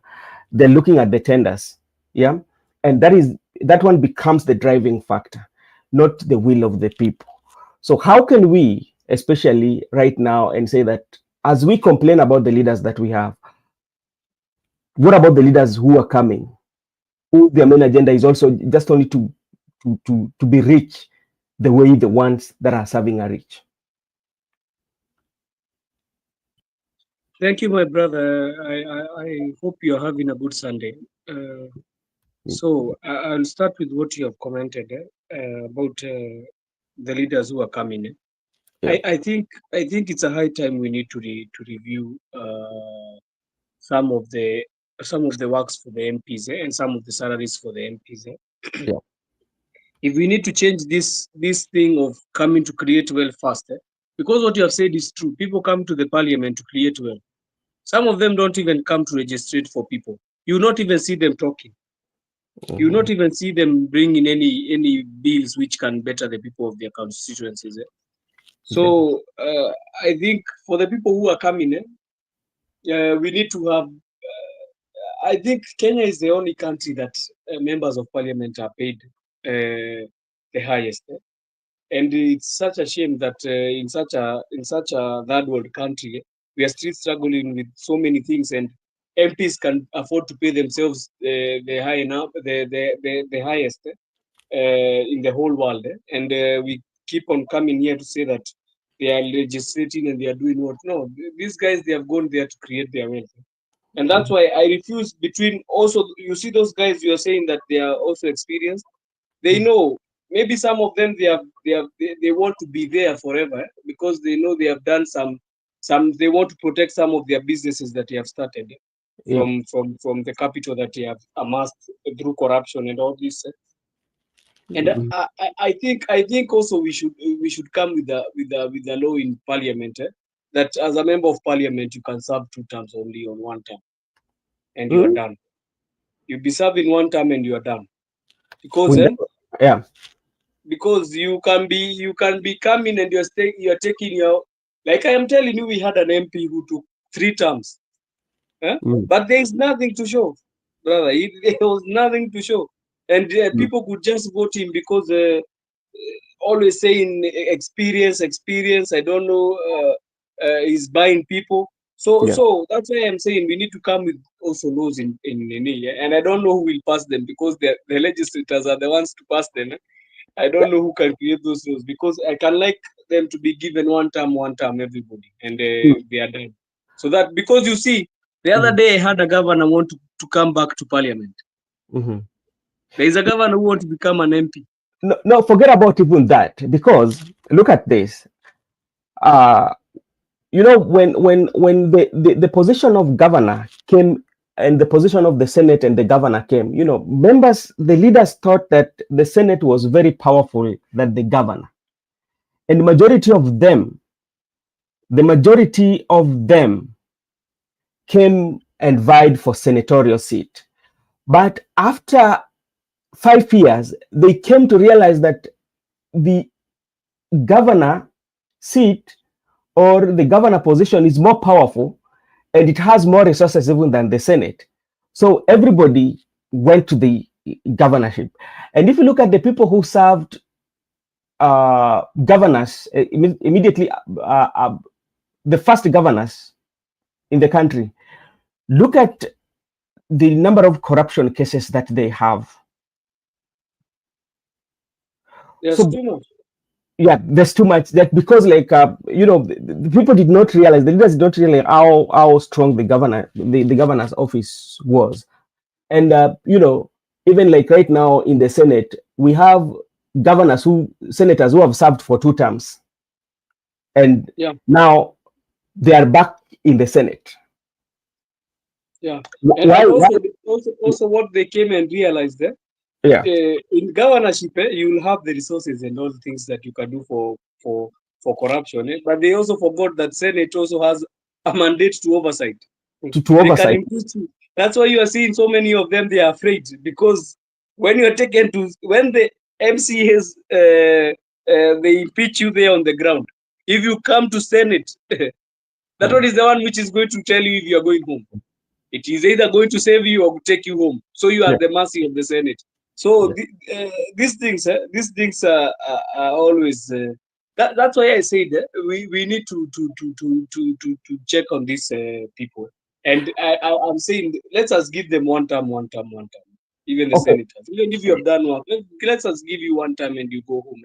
You do what you can do to the public, then you can go home, because so many of them, even the ones who are going to come, not all of them have clean hearts, brother. Some of them are coming to make quick wealth. Okay, let me Macho, habari gani? Vipi baba, it's been a long time. Yeah, I know.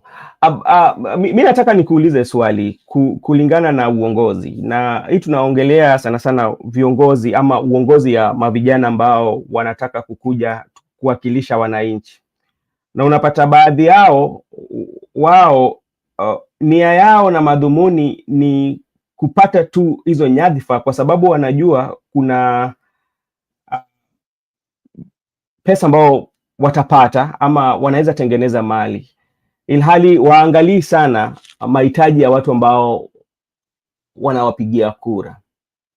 Kwa mavijana, wewe unaona ni tunaweza wapigia kura tukiangalia nini? Kuna nitachanganya Kizungu na Kiswahili kidogo hapa, na nimekuambia nataka kuja kuinject kidogo. First of all, tuanze kuangalia madhumani ya let me stick on my English kidogo. But just for the sake of watu waelewe kabisa what I'm trying to say. Number one, I think first of all, kwanza, regional politics we need to stop. Unaona? Because Kenya is bigger than any region. Be it Cumberland, be it Luoland, be it Nyanza, be it whatever it is. Number one, once we stop doing the regional politics, then first of all, now we are moving somewhere. Now, coming back to your question, is that yes, we've really maligned this thing called politics that is actually called politics. It should never be called politics. It should be public service. So now you find that we're to politics, not public service. And it's the reason unapata watu wanakuja wanasema ati, you see, like mtu kama Jichopevu, to go back to what you're saying, unapata mtu kama Jichopevu mwenye alikuwa akifanya paruanja ya sijui miandarati, and then you find them, they get in there, there's nothing that you're seeing that they can do. And because it's just been maligned so much to a point that they have ati ukiwa kwa parliament, in the parliament buildings, ati you cannot be sued by what you say. You can just say anything out there. And that is the thing that we need to change in our country. And hiyo ndo kitu inatuharibu, and even in Africa in general. Because it has to be public service. It's not a Luo Nyanza, it's not a whatever Raila thing. And that is what, Benson, I know you are a Raila person. And no, I'm an ODM person. I used to be. I'm not anymore. But so you know, you know what sometimes I do want us to discuss, you know, at the end of the day, you know, at the end of the day, what stands out is that, like, at the end of the day, we will have somewhere to vote based on what you are saying, and this will be informed maybe based on where this person is coming from, to maybe based on the policies that this person is articulating. You know, for me, if you are very keen, I think you've always been with me, especially when it comes to media platform.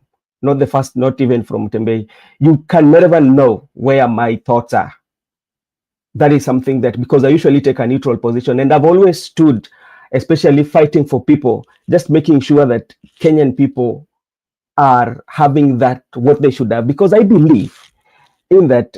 If we have a just society, that is a society that I think we can thrive on, you know. So that's why, like, I'm usually very, very, very keen, especially when it comes to making decisions on matters of politics. I usually evaluate and see where I usually vote. And another thing, as a Kenyan patriotic, I cannot also fail to vote, because if I fail to vote, I'm not going to have a discussion and matters of voting and the politics. But now, what I want us to discuss about, because, like, you know, sometimes we've invested so much on the leaders that we elect and talk about them, but we are missing the link. The leaders that we elect, these leaders, they're being elected by people. Yeah, the people are the people who are given the mandate to elect them. Be it that is influenced by the political emotions, or is it influenced by the tribal? But if we say that, okay, as a tribe, that we make sure that when we are electing somebody from our region, but we elect somebody who understands the challenges of that particular region, and if he's vying for national politics, the people at the national level should also take an audit of this person and make sure that he understands what the nation needs. My brother, I have a question for you. Yeah. At what point within our social fabric and our social geopolitical fabric, at what point does the regional end? Is it at MCA level? Is it at MP level? Or is it at, I mean, whatever the ranks are? Where do you think the regional ends? Brother Benson. Yes, sir. I also want to add something, echo something that Gypsy has said. I think you're one of the neutral moderators I've ever seen. Because I've seen some more moderators, but I've never seen a more neutral one. Because I've also gone to other places and seen people who say they are doing they are always doing the what analysis. But I think you're more of the moderated one, the neutral. Thank you. Mr. Ndex, this is what I believe. Regionality stops at the national level. It stops at all the cadres of those sports. It stops there, because even somebody from Nyanza, when a leader from Nyanza will be running for a presidency, his region will go up to the presidency, because he will believe that this is ours. And that is something that we have to accept that. But now, let us look at it in the terms of positivity. How can we change? Because, like, we've hammered these leaders. We've hammered President William Ruto. We've hammered Raila. We've hammered Kalonzo. We've hammered all of them. But have we achieved the goal? The buck still stopped with the people who are being elected. And that's why I keep on asking, what are the driving factors? What are driving people to the ballot? What are they? If the people, the voters themselves, can learn to know what is driving us at the ballot, then you will come up with the good leadership that we want. But if, as we criticize these leaders, also we have to criticize ourselves as voters, and even as well in the social media. Are we so much just in what we are saying? What can we say so that even somebody can listen and make an informed decision? because we are all blessed in different way. The way, Mato, you are blessed is not the same way I'm blessed. The way Joseph and Beguda, all of us, we are blessed in different ways. But what can we use with what we have so that we make sure that people make informed decision, such that if they make wrong decision, then it's not going to be laid on us, but they say that we made it. I wish I knew. So that's where now let's focus there. Even the young people who are coming to the leadership, what should we tell them? Because we elect them. You've talked of Gichopevu. Gichopevu was one of the celebrities and the hope of beacon for many Kenyans. And when Gichopevu was elected, everybody celebrated, not because he was elected by the UDA candidate. He was a UDA candidate, no, but they were celebrating because they knew him because of his work. That was what people were celebrating. They were not celebrating because he was a UDA, and even that's why he won in an ODM zone. His work, his legacy worked for him. But now, what happens immediately he goes to parliament? There's that change of mind. So those are the questions whereby we need to ask ourselves, where is the disconnect coming from? So if you can help me understand where the disconnect, and if we know where the disconnect coming from, then we can focus on that disconnect and try to fill it in. That's what I think. I might be wrong. No, I think you're onto something, Brother Benson. And you know, we've been in this thing, me and you, for a very long time. I think you're right on that. I tell you, Gichopevu, when I brought it in, is because it kind of seems like there's something, I hate to say this, occultism, that once you enter those gates, something just changes of you. Because I don't even understand how Gichopevu changed all of a sudden, and it's just, the guy was not, doing whatever we thought he was going to, go in there to do. It's the same thing that you see Raila and Gachagua, when they get in there, something just happens. I don't know. You can see some rhetoric that these guys are talking in front of people, and I don't know, they think we are stupid or something. I feel like there's a cultism that is happening in behind closed doors there. I have so many things to say, like I was telling you. Like, I think it should be public service and not Mheshimiwa and everything. And it should be a very expensive affair to be there, for you to go serve people, because we're not going to keep on doing this. I mean, people are dying just for you to be there. Like I was saying on the comment section, Brother Benson, I was saying, I think, and me personally, being an ODM person who has been on ODM since I started voting, I think the only sane person left in ODM that is really has a sane mind is not other person than Sifuna. Because Sifuna is actually speaking what the people want to, what the people are thinking. And I think that's the only person is the Benson, nilikwambia nataka kuja kuinject kidogo. Let me inject just a little bit here. You see, I would like to ask Mato. Unajua Mato akianza kuongea tutapata chance anaongeaga kuongea. I want to ask him a question. He has said that we need to have leaders who it needs to be an expensive affair. How expensive can it be? It's already expensive. How more expensive do you expect it to be? I hope Mato can answer me. Yeah, Jose, yeah, wewe unajua pia na tunapatanaga kutu kwingi, lakini now, you see, when I say an expensive affair, it should be public service, and not, especially what Benson was saying earlier, is that some people are going there to profit themselves. You should not even be profiting. Actually, it should be just, Joseph, you've lived in different countries. I know where you live, lakini now, see, these places, some other places that you live in, you find that you're not going there for money. Some of the leaders that you've seen across the world, you can see some people who actually even ride the bus, ride the bicycle, and something of the sort.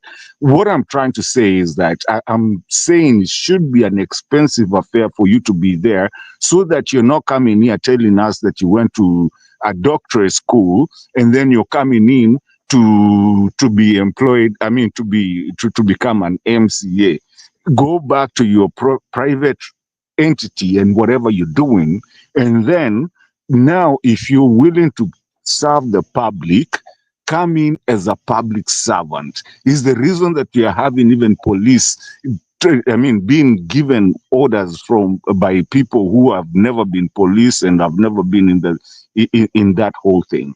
So that is what I'm trying to say. I'm just saying that, in fact, being an expensive affair, it should be, if you're a public servant, you should not be paid so much, at least 5 million, whatever, 3 million, and whatever. And it should be the fact that kama umeguza kitu ya umma, you're supposed to go to jail. So once they start going, the reason you're seeing police sasa wanaanza kuogopa is because they are being, wengine wanaanza kushikwa ovyo because of public demand that you need to go. We need to know your salary. We need to know when ukikuja utuambie umetenga, sijui umefanya nini. We should not even take that.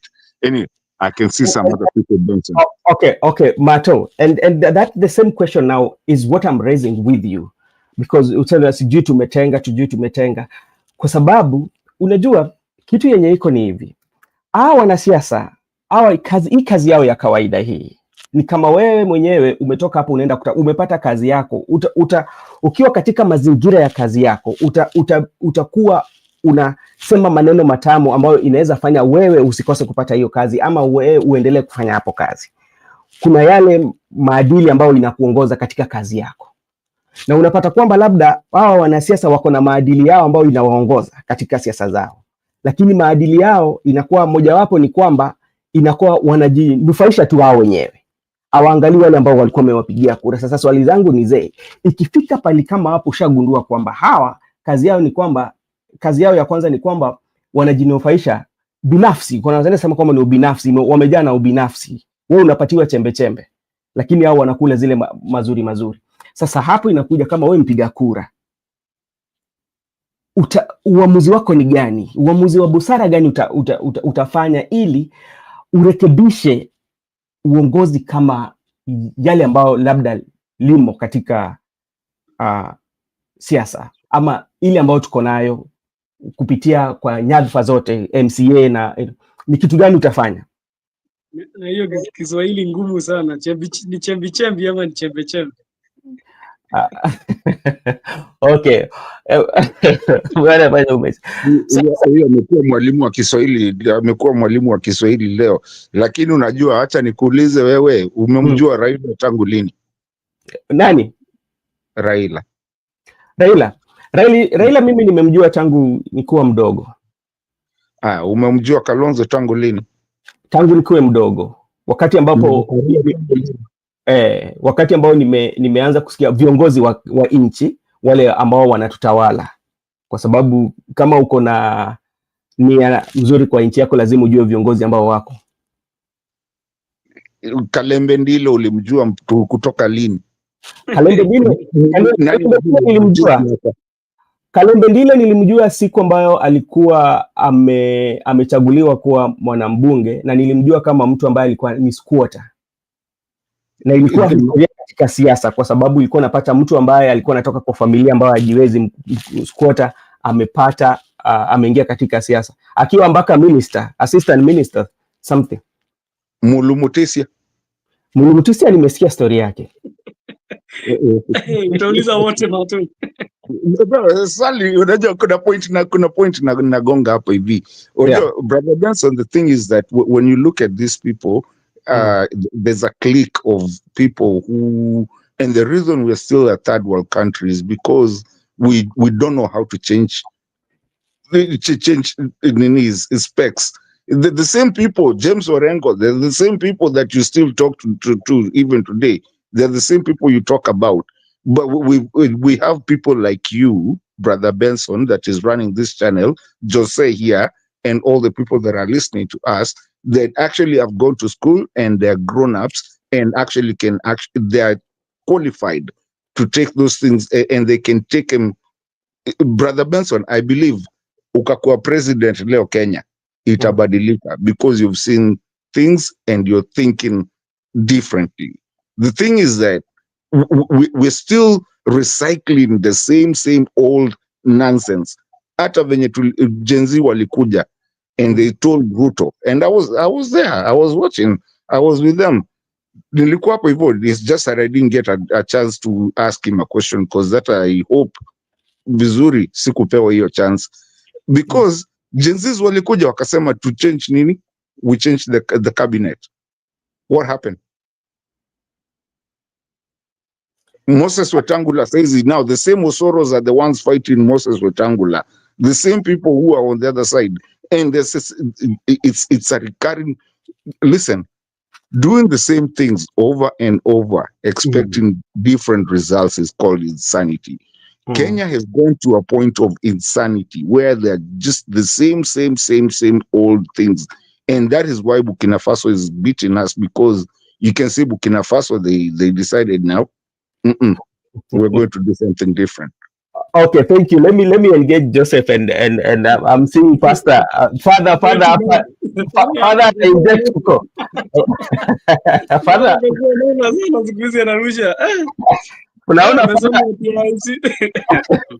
Father ameamua. Joseph, labda when we look at especially my main concern are the young people, especially who might be blessed to join parliament. If you look at the parliament of 2022, we had young people, especially talk of Peter Salasia, talk of Felix Oduor, that is Jalango. Who else? We have people like Osoro, we have Ndindi Nyoro. Jaguar went the other time. There's this other young lady from Muranga. She's called who? This lawyer. From Muranga or Kirinyaga? Kirinyaga. Yeah, this Jerry.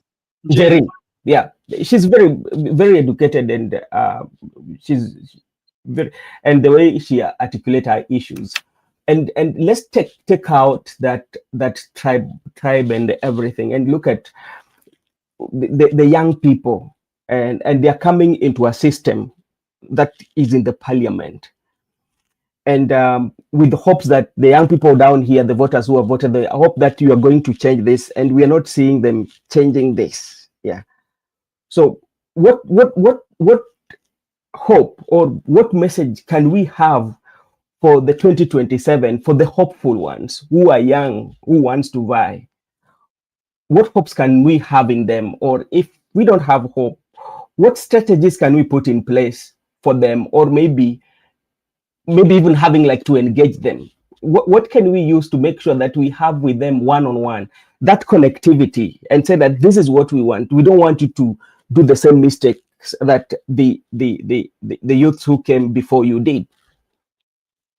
Thank you for that question. And I would like to start with some points that you have given me. I never even thought about it. I have met with Njeri. Njeri, the women representative for Kirinyaga. We had some function in our church in PCA. Sometimes I was being placed the head of security that time. So we met, and she's a very well composed leader, and she's very young. Yeah. And if you come and look at leaders who are women in parliament, and they are of old age, and you look at her, you can wonder, where did the rain start beating us? That's why I believe we can have young leaders who can be able to utilize their positions. All that it takes is don't be compromised. I had in the comments you have been told by so many of the people commenting. The problem is being compromised. That is the only problem. If you can be able to stand your ground, I think you can be able to deliver on the people on your people as the mandate they have given you. But you know, there is nothing we can do then, Brother Benson, initially. Yeah. When you become an MP, you have become an MP. The only thing we can do is just recall them. And I think even this recalling you have seen is just been hyped. There is already 4 people who have been recalled, and I'm not seeing anything happening. You see, I think. Let me tell you, when you talk about the recall, you know, and I tell you, the politicians and the framers of our constitution, majority of them were very much ahead of the people of Kenya. because they knew very well when it comes to something that affects them, they will try by all means to put the obstacle. Look at the clause of recalling the members. Brother Benson. Yeah, Brother Benson. Yeah. I'm in court with Judge Muita today. It's 4 people. I'm one of the petitioners, and because we are doing a recall, but they frustrated us so much. I mean, it's taken a whole year. You remember when I started saying this, that we are going to recall them, but we need to do that recall clause so that no one feels that they have a tenure. What do they call it, Joseph? Unasemanga nini? Tenure of something. Security of tenure. We feel they are untouchables. Yeah. Of Kenya. Let me just check the constitution of Kenya, especially that clause dealing with the recall. Then I will tell you, because like at the end of the day, this you can recall, but the people who have the authority, say the final say, are the members of parliament. Remember, you are recalling one of their own. Do you think? And also after that recall, Brother Benson, can you read it in the constitution? The guy can still stand as a member of parliament again. Yeah. Yes. You see that? It has loopholes.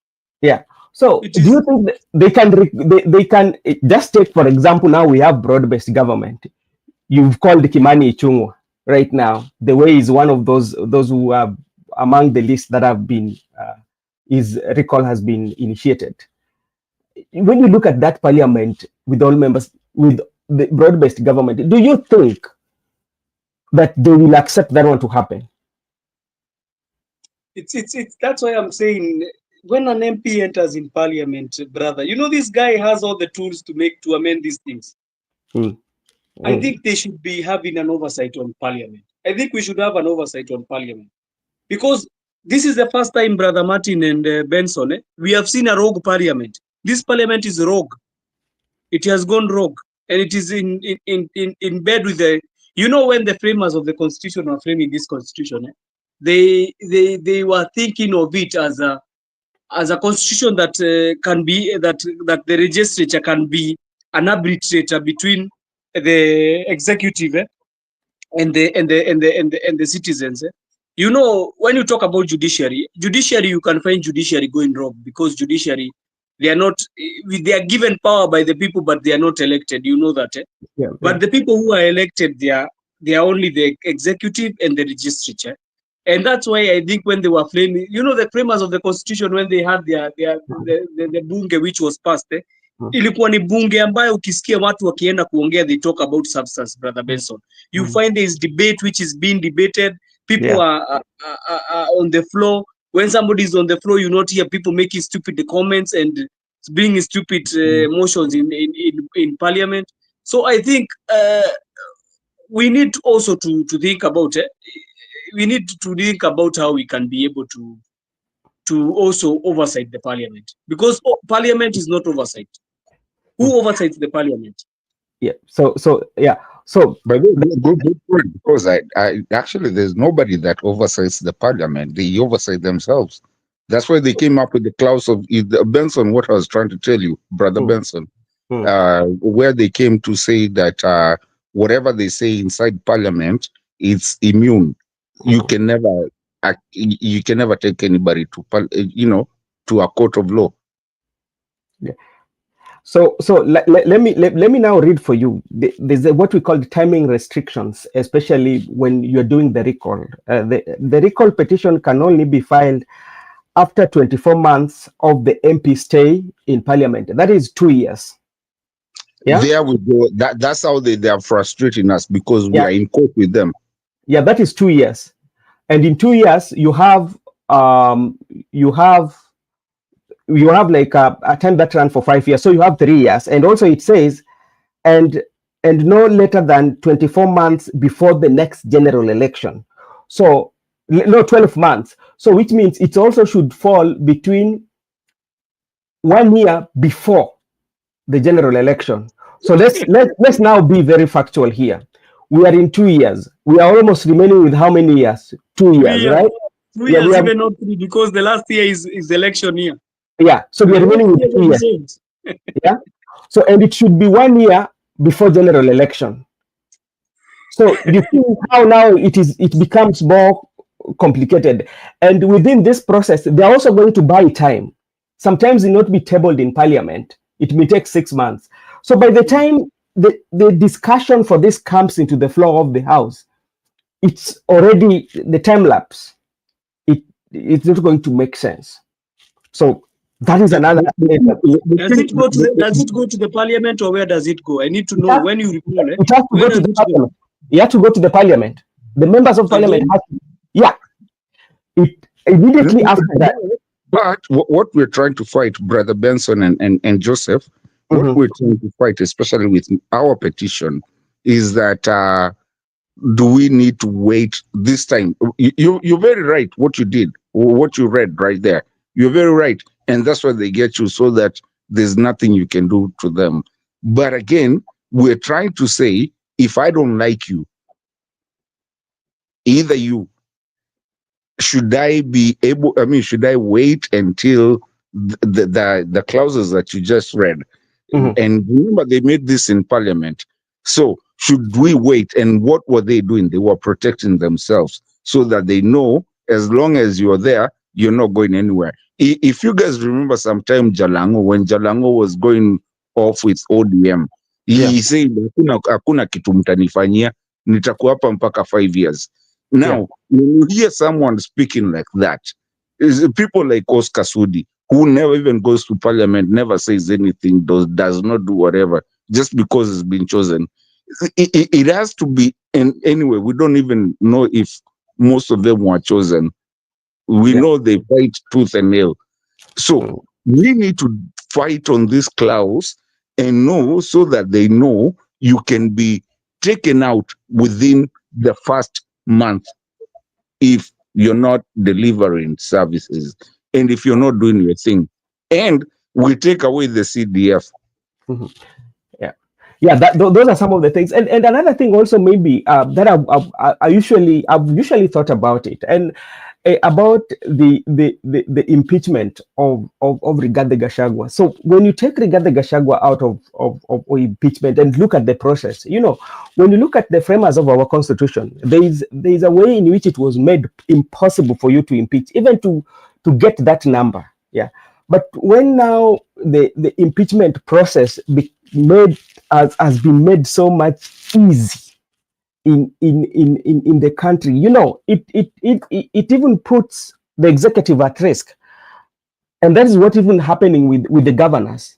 Sometimes the MCA can just decide, like what happened to was it the other governor? It was Guyo.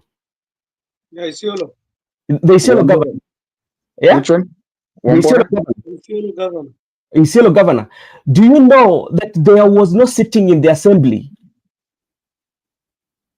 Do you know there was that's why you hear I'm angry. How do we oversight these bodies? That's why I am asking the question, because we need to be told by the constitution. The constitution needs to tell us. If we have a constitution which is not telling us these things, then is it helping us?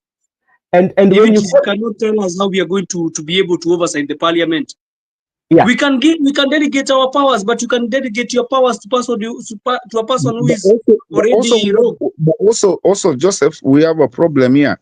We don't follow the constitution. Yeah, that's the problem.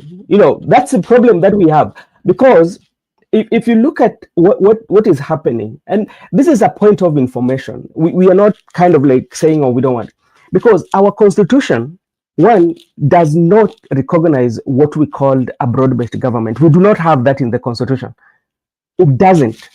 That is something that, but we normalize it. Each and every time we go after election, we have to come up with something that normalize what we have, because we work from the crisis, but we don't work from the constitution. That is something that we have to agree on. Yeah, because when people go for an election, people go for an election to elect the administration, and that administration by law is required to serve Kenyans equally, whether you voted for or you voted against that. So immediately you've been given the mandate to to serve the country. Yeah, but what happens, you find that when administration comes in, you will only tend to serve the people who voted for you. And this is what is bringing all these things that you are seeing is happening in the country. There's not that equality. And that's why, Brother Benson, I'm saying, the Constitution is a very good document, and it's very good. It's very good. But the problem it did, it is like a man-to-man agreement. You know, a man-to-man agreement is very dangerous, because somebody can come and say, I'm not going to respect the agreement. That is what the MPs are doing. You know, we always do a man-to-man agreement with the MPs. We are going to vote for you, then you are going to come and do for us the developments, and you are going to be making laws in the parliament that can better our society. So one of the people, they have gone against the agreement, and because the constitution was framed well, I think they should have incorporated when this guy refuses the man-to-man agreement, what can happen. I think there could have been a mechanism that ukikataa kutusikiza, can we have a forum in the constituency where we can come and say that we have voted you out, and we have taken we have had one in Itagonini. We have had a conference where we have had the people, they have come, they have discussed, they have said, now, no, we don't agree with this one, and we need you to get gone, because we are the one who delegated the power to you. So what does it mean saying that we delegated the power to you, but we cannot utilize the power back? When you take the power from us, it means it's like we cannot even tell you what to do, because it's like you're more powerful, you're superior, even we cannot tell you what to do. And we are the ones who already, ni kama wewe umpatie mtoto wako umwambie wewe sasa ni utakuwa ukiasha TV, umwambie ni atakuwa kiasha radio. Then after, when you find the TV is all on, uanza kumuuliza kwa nini TV iko on, umwambie si ulinipatia hiyo mamlaka ya kuasha TV, kwa nini unashinda ukiniuliza hizi maswali? So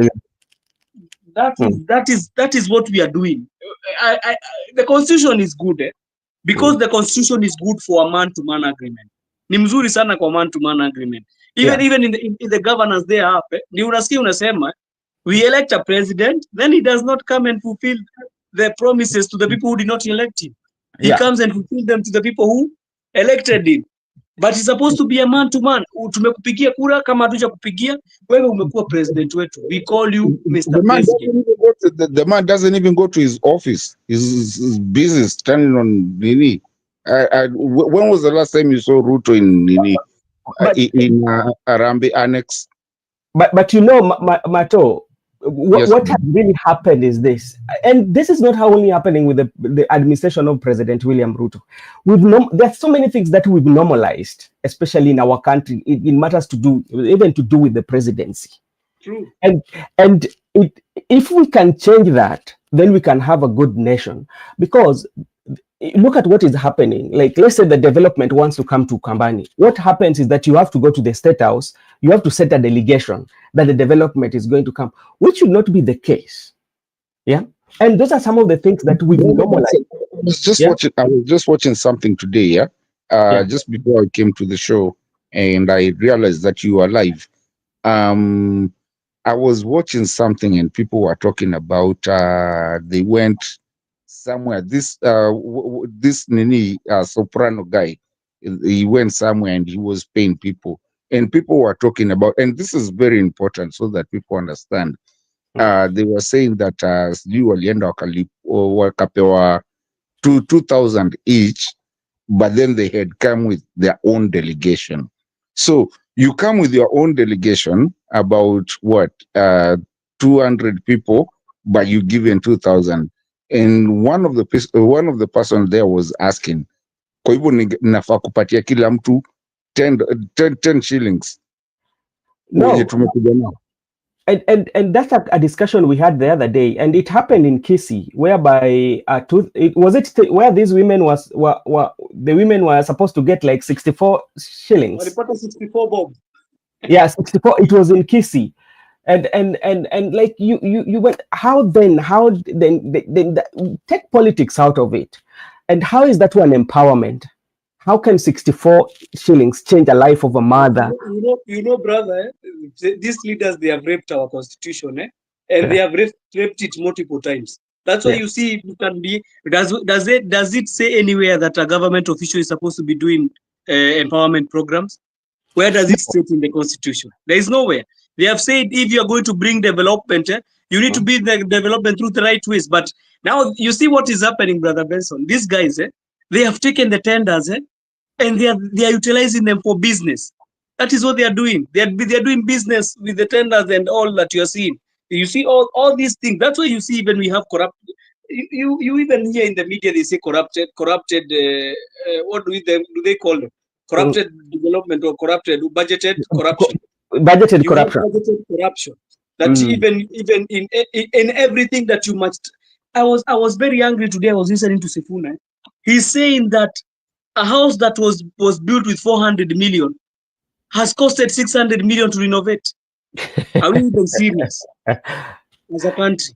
Are we even serious, Brother Benson? Because these are questions that I always ask myself. Joseph, let me ask you a question.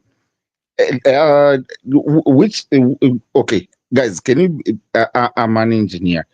Can we talk about this? Can we talk about which house costs 600 million? Because I can see it. And those are the questions that we are relaying, and those are the questions now. You now, when it comes to Parliament, those are now where the Parliament should take part and at least answer those tough questions. How did it happen? But you see that all this, what is happening, it's not only with when it comes to budgeted corruption, it has become and it is something that we've normalized from all the administration.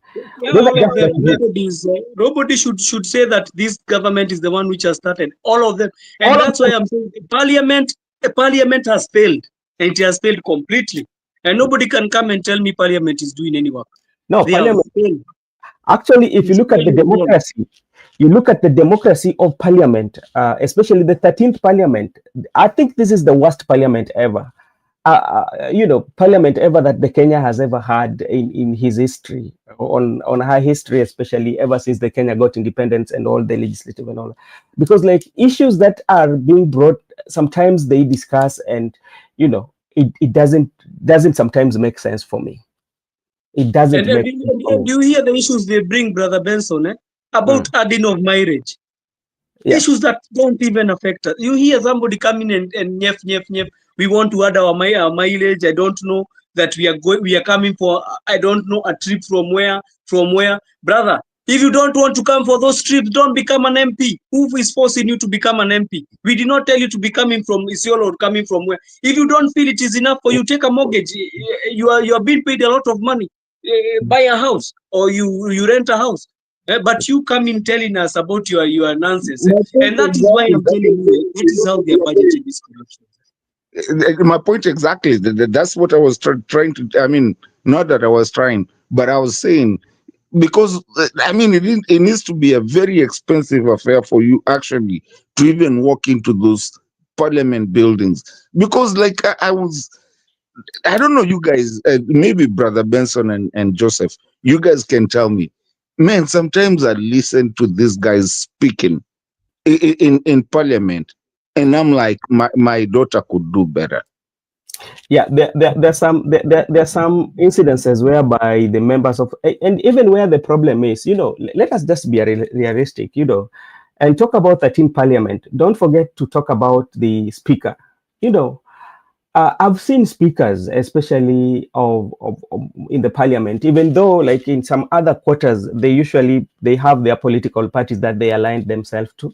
But at times comes when the country. Can I stop you just with all due respect? And I respect you. Marende, they did their thing, right? And Marende and whatever. And somebody stood up yesterday and said, Wetangula, you don't understand what speakers are supposed to do. You're not supposed to be in any way connected. And Martin, when you're saying about Marende was under which constitution? We need to ask ourselves this question because it's a shame. Marende was under which constitution? The old constitution. We need to feel ashamed that we have a new constitution and we cannot have a speaker who is moderate. You know, I can remember there was this day, even though we were very young, and there was tension, especially in the country. This called by then they used to call it the minority. They used to call it what? The business, something of the business. Yeah, can you remind? Can you come back? In the old constitution, the minority, there was this post that was being of contentious between Raila and Kalonzo Musyoka. You know. The post, Prime Minister. No, it was in the leadership of the parliament, and it was supposed to. You know, the vice president before in the old constitution was the house business leader. Yes. He was the one who was bringing the house business into parliament. Then they were contesting between Raila and Kalonzo, I remember. Yeah, that's what I was looking for. And during the day that the person was supposed to be named, there was tension in the country, because remember that was the PNU and the ODM then, you know. And what happened, because they did not agree. Remember, these people are not agreeing, yet they're serving with the same government. Yeah. And what Marende said, Marende took over and took that post and said that, okay, until that time you will agree. For now, let me hold it. And that's where people say that Marende made one of the Solomonic wisdom. But also Marende, when you look at him, Brother Benson, he was composed. Yeah. I think he was one of the speakers who was composed. Even even when he came to parliament, you could see he's a speaker, a real speaker. That time they ungeogopa speaker, brother. You know, at that time we had people, the sorts of Akina Raila and Kalonzo and Akina Ruto and the others in parliament. So at that time, if you looked at Marende, you could see he's a composer. And I liked that he never, mule mutu wakuwe.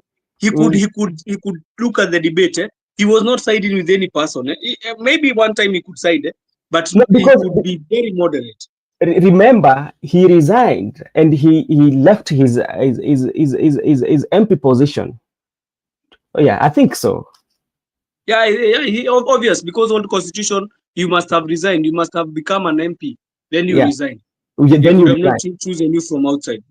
This constitution also, Brother Benson, ni mzuri lakini pia ilileta vitu zingine. Brother Benson, kuna vitu tungecheza nazo. There's some things we could have not played with the fabrics. It's good. I don't say it is bad, because we cannot throw the entire document because of some. And that's why you had us being told in 2010 that this constitution iko na mambo ambayo si mzuri. You remember us being told that? Tuliambiwa 70% iko sawa, 30 iko sawa. You remember us being told that? And I think we are achieving the 30. The 30, we can see now the 30. I think now you can see the 30%. Because sasa venye umeletea story constitution, because me personally, me niko mahali, like I don't believe we follow the constitution in Kenya as long as you have a little bit of power. Lakini kuna kitu Jose umeleta, kuna kitu umeleta hapa hivi juu. Do you believe that this constitution maybe hatukuiangalia vizuri, that this constitution is it as the implementation, or is it the fact that maybe because I could chezwa vizuri? I don't know if I'm making point.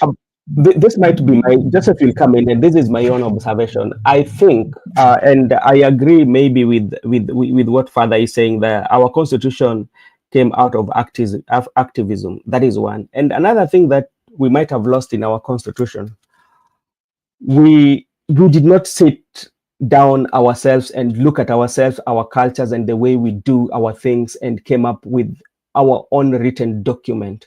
But we looked at countries that have done well, and we read through their constitution and borrowed and brought to us. Yeah. So because like majority, the good percentage of our constitution is sampled. Yeah, it's sampled and brought to us, because and we did not as ourselves think of how can we be governed. And the reason why tukasema ya US iko hivi inafanya kazi huko, tukafanya hivi kwa sababu look at even how we partitioned our counties. Does it make sense to you how we partition our counties? We partition them through regional means. Yeah, regional means. That's the problem. The constituencies are under tribal Kakure. If these things were, you know, that's why I say, you remember when we had provinces? Yeah. We had some provinces, and when you saw those provinces, some of them you could see them and you could know that these provinces, hata kama zilikuwa regional kidogo, some of them could incorporate people. Yeah. I think that, and then we came up with so many fragmentations of counties, which became 47, which are a nuisance to us also. That's why you hear people saying they should be scrapped, because sasa county kama sitai kupiga watu wanipige hapa na mawe, but I'm asking between a county like now, like a county Muranga and Nyeri, why don't we join this county together? You hear another county like Nyamira and Kisii, join it together. You hear another one is being called Siaya and Homa Bay. And you put them together, then you have, but now we have so many leaders. Ujinga ingine unasikia bado watu wanataka sijui ati ikue nini, ati sijui one man one shilling, bado sijui wengine wanataka bado ikue fragmented, you know, more than that. I mean, they still want more. I don't get it. And I think like it is time, like maybe if as a country we can reach a point whereby we look at, because you find that even that's why, like, you know, in let's say like counties, for instance, when you look at the county budget, you know, the county budget, you know that a county, you should know the revenue that county collects, and what does that revenue do. Especially, we should look as an county. We need to have like, let's say like, because these are government of their own. If you go to these counties, I don't know whether they have the laws that govern them as a county. That we could say, okay, let's say like you are overspeeding in a county, because the majority of the time we see them in this developed country, you're overspeeding. Where is that ticket money going to? Does it go to the national government, or it's going to serve that county? Check it, bro. Let me come in on this one. You see, this is the reason that we have something like Ojwang. Is somebody being taken all the way from Kutokoko Ivos Jukula Litolewa, Homa Bay. Yeah, Homa Bay, and then we don't even have jurisdiction. Kenya needs to have jurisdiction, because ukipata mtu kama huyo, why would a police from Mombasa arrest me in Nairobi? You know, we don't even have jurisdiction. I mean, I don't know. And what usually happens, there was a time I was visiting some state, you know, and you know, like you have like the police, especially like police in very developed countries, you will find like each and every state, every county, they have the towns, they have their police. Sometimes if you are between like the boundary between two towns, you know, or you've just in another town and the police from this other town, you violated the traffic. Sometimes what they will do, they will call the police for that town to come and after doing the citation for you, they can call the police from that. So you find that you cannot go to the courts of the other town, because that's where they collect their revenue for that particular area, and that's how sometimes they develop those areas. So and that's what is finished in counties, Brother Benson, because the moment you say that we are going to collect all the money and take it to the national government, so that it can be able to bring for us, it can be able to cut down to us, what are we doing? I don't think in the US you always hizo states zinapelekaga pesa kwa national government direct. Some of them they utilize for the developments of the constituency, and you know why the problem comes there, Brother Benson. You know, if you have a county governor who is collecting money, and he says he's not giving you development, you're supposed to ask him. We cannot be going to the national government. Tungekuwa tunaenda kwa governor. Okay, you call this month alone, this financial year you collected this and this and this. Why are we not having good roads? Why is the hospital still in tatters? Why are we not having good schools? Because we have already the money. There is only a small percentage of the money that is going to the national government for its running. But you have been given more, majority of the money is going to the county, 70% or 60%. Why are we not seeing these things? And you know, sometimes I think like maybe we need to have a conversation even with the MCA, because like majority of time you said that okay, we want this particular money to go to the county, and what are the revenue collection of that particular county? Where is the revenue they collect go to?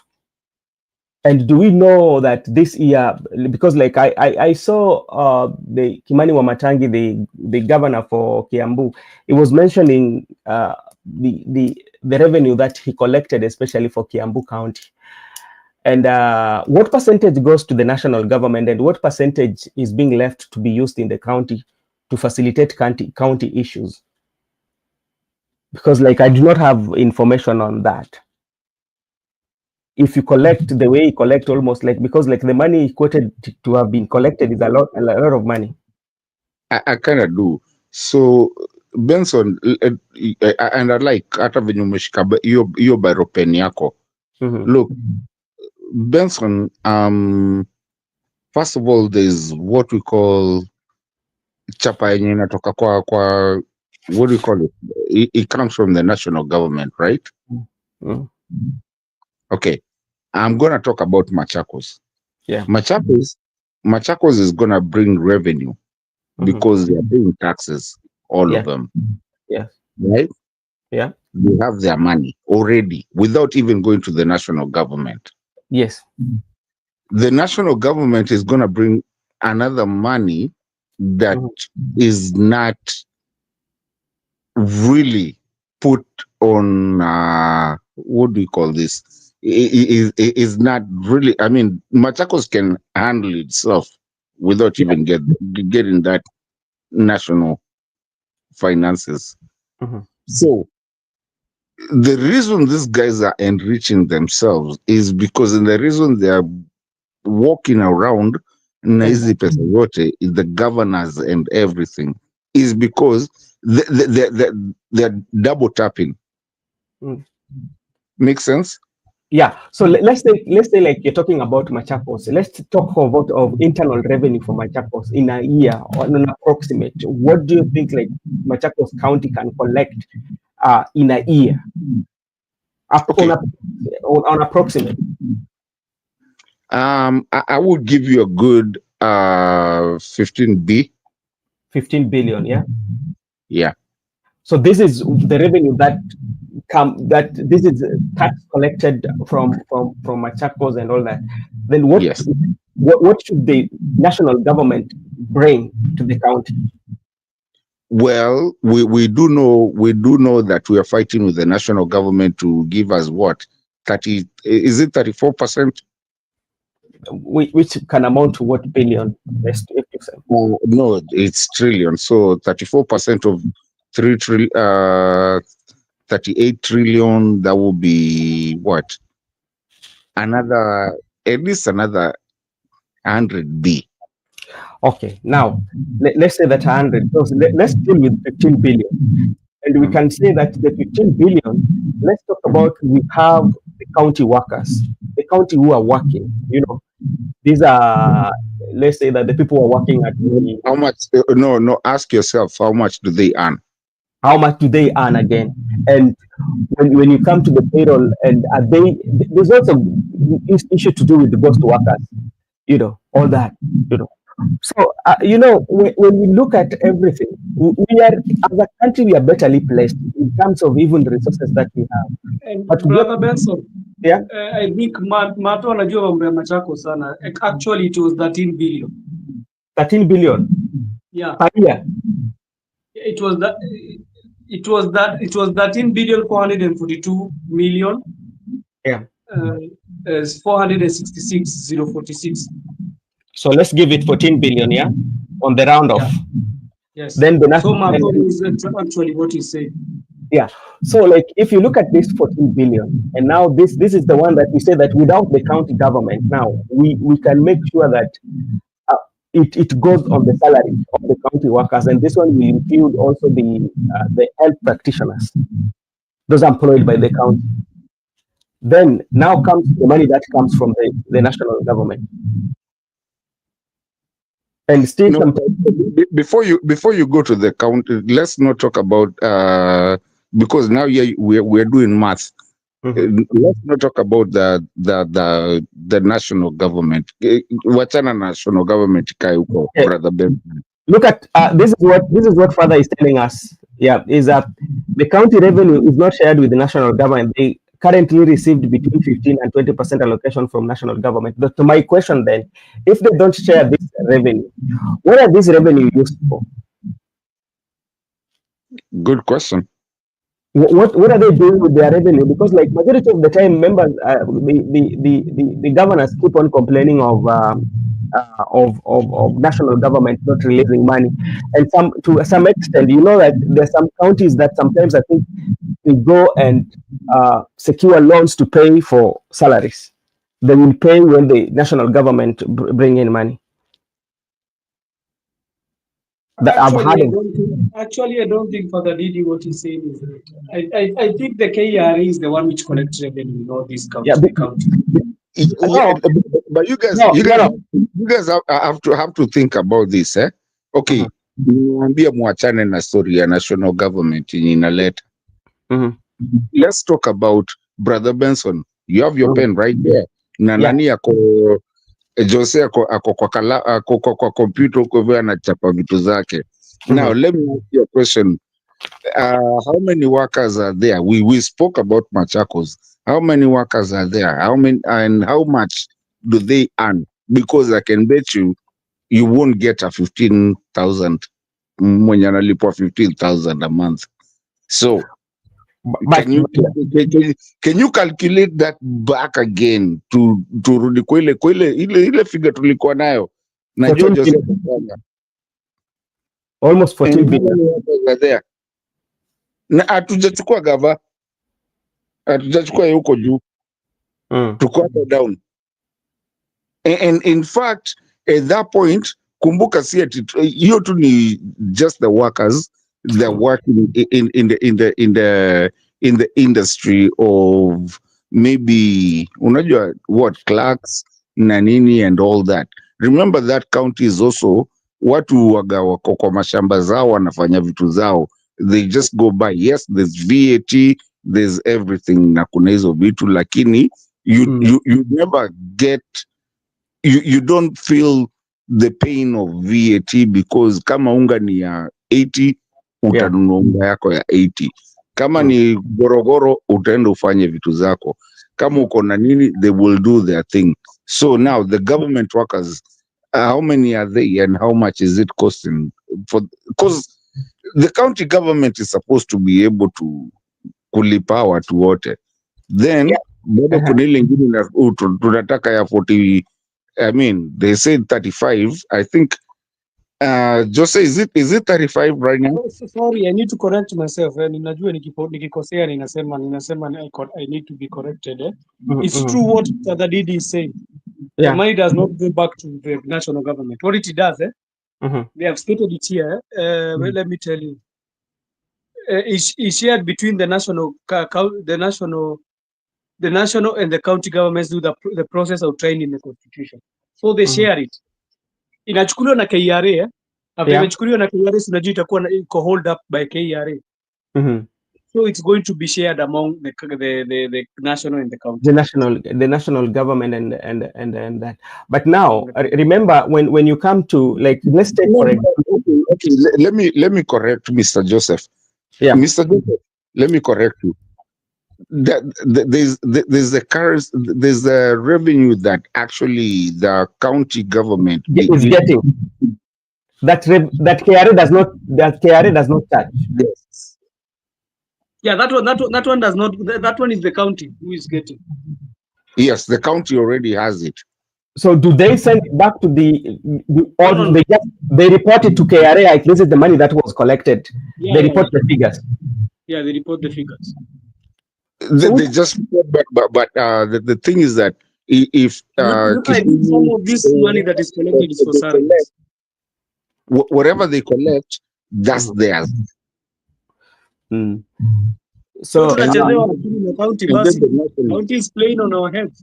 So because this take for example, and I cannot quote the exact figure. I don't know, because like, was it last week then Governor Wamatangi said that the collection that came from the county, especially because they're using the digital, especially even when it comes to parking and all that, you know, that one is the county system, that the KRA does not get involved, like things to do with licensing and things correct.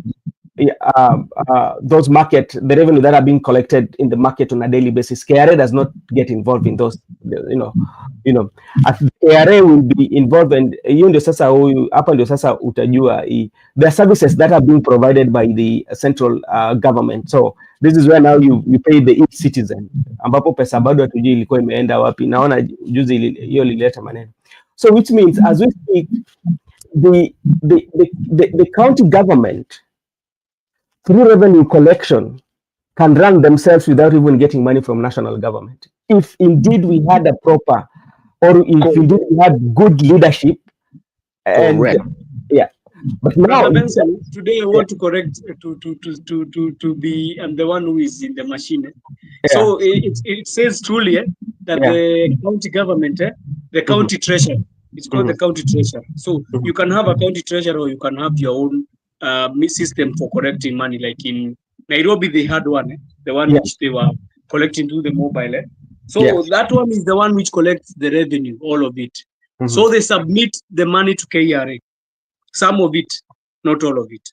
Yeah. So it's the shared revenue. Yeah, it's like shared, because it does not give all the money to the KRA. I've confirmed right now. Now, and hold on, just kidogo. Just say the thing is that whatever the county collects, it doesn't push back to the national. The national pushes back down. It doesn't go up. Whatever, like if Nakuru collects whatever, I'm just gonna throw a figure out there, 150 billion. It collects that. That is for the county. That's it. It doesn't have an account that goes to the national treasury. The national treasury is a trickle down, is not going up. I don't know. I mean, I know. As I was reading what is saying here, it's Auditor General. Even the name exactly is Controller of the Budget. His name is Controller of the Budget. I think he's the one they are saying you cannot withdraw funds from the county fund. There is a county fund right now. Even is what I've seen. So that county fund, is it coming from national government, or it's the revenue? No, it's the revenue taken by the counties. That's why it is called County Revenue Fund. But you cannot remove it. You cannot remove it until you have a signature from the controller of budget.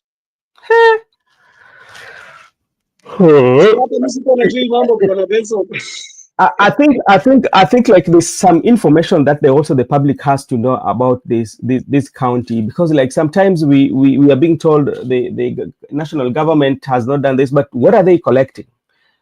What are they collecting? Even if it has to get a signatory from controller of budget, but provided that you have a very good collection of revenue, you can VAT, the transport system, the what do you call this, like KQ and all that. They're collecting that money. There's a lot of money in the national government. The county government, but I think they are collecting. But I think the counties are remitting very small funds. I'm seeing that in the fiscal year, the fiscal year of 2024. I think it's the fiscal year of 2024. they brought 36.8 billion. That's from county to the national government. Yes. Yeah. Let me see what Father is saying here. Father is saying something here. Let me see. Father is saying something here. Let me. Joseph, controller of budget allows expenditure, but Auditor General monitors the spending itself. Okay. Yeah, true. There is nothing but what Father Dana said. The auditor is the one who monitors the spending. That's why you have them saying that you had the Auditor General, this Nyakango. You know her? Her name is Nyakango. She says that each county has used a lot of money this way, but the controller of budget, you cannot remove money without his need. You cannot withdraw without his approval. But all of them, they work together. I think the controller of budget and audit general. I think who is the controller of budget? Because I remember seeing him, then I forgot. Some 2 or 3 years ago, we were fighting about, and actually even when Ruto was trying to sell the parastatals, you know, the biggest thing that we were fighting about the parastatals is because the parastatals were actually making money for Kenyans, and that's the national government right there. Because if you have pan paper, I'm just going to say about pan paper. I think we are old enough to understand pan paper. When you have pan paper and is creating, it's creating something to give money to the country, then that's the national government right there. Because now it's a business, and some people think Gachagua was stupid when he was saying, these things that he was saying. But no, these pan papers, these parastatals that were there, why people were fighting that we cannot sell our amenities, it's because these things it's the same thing that I wanted to say earlier and I forgot, but let me say it right now. When you found people like Joe Musheru, who were, when Uhuru was doing people, technocrats, we didn't even know what technocrat is, but at least when he was bringing those people and the parastatals that he was playing and trying to make those things, is because it isn't your taxes for you to be able to, this is a country's company that is actually trying to come and help you out so that even your taxes can be better. And when we look at the 2010 constitution, you look at it to a point that that it's, especially with the Rutos and the people who are there, it's taken down to where there's no subsidies. So even the subsidies went away, and that is why, remember, Kibaki had come in and brought, free education, which is ndio maana sasa Ruto akona shida because of this new Gen Zs, because these are guys who are very educated. They know. Nelson, we need to talk about that. I don't know if you have time. We need to talk about free education. About education, or what? Let me just write it down. And let me, Mato, before you come in, let me state it. Nimesema leo ni mtu wa mafacts. Leo ni mimi mtu wa mafacts. Okay, the controller of budget is Margaret Nyakangwe. Yeah. And the Auditor General is Nancy Kadongo. I always confuse them. Oh, okay. Thank you. That's for that. So you wanted us to talk about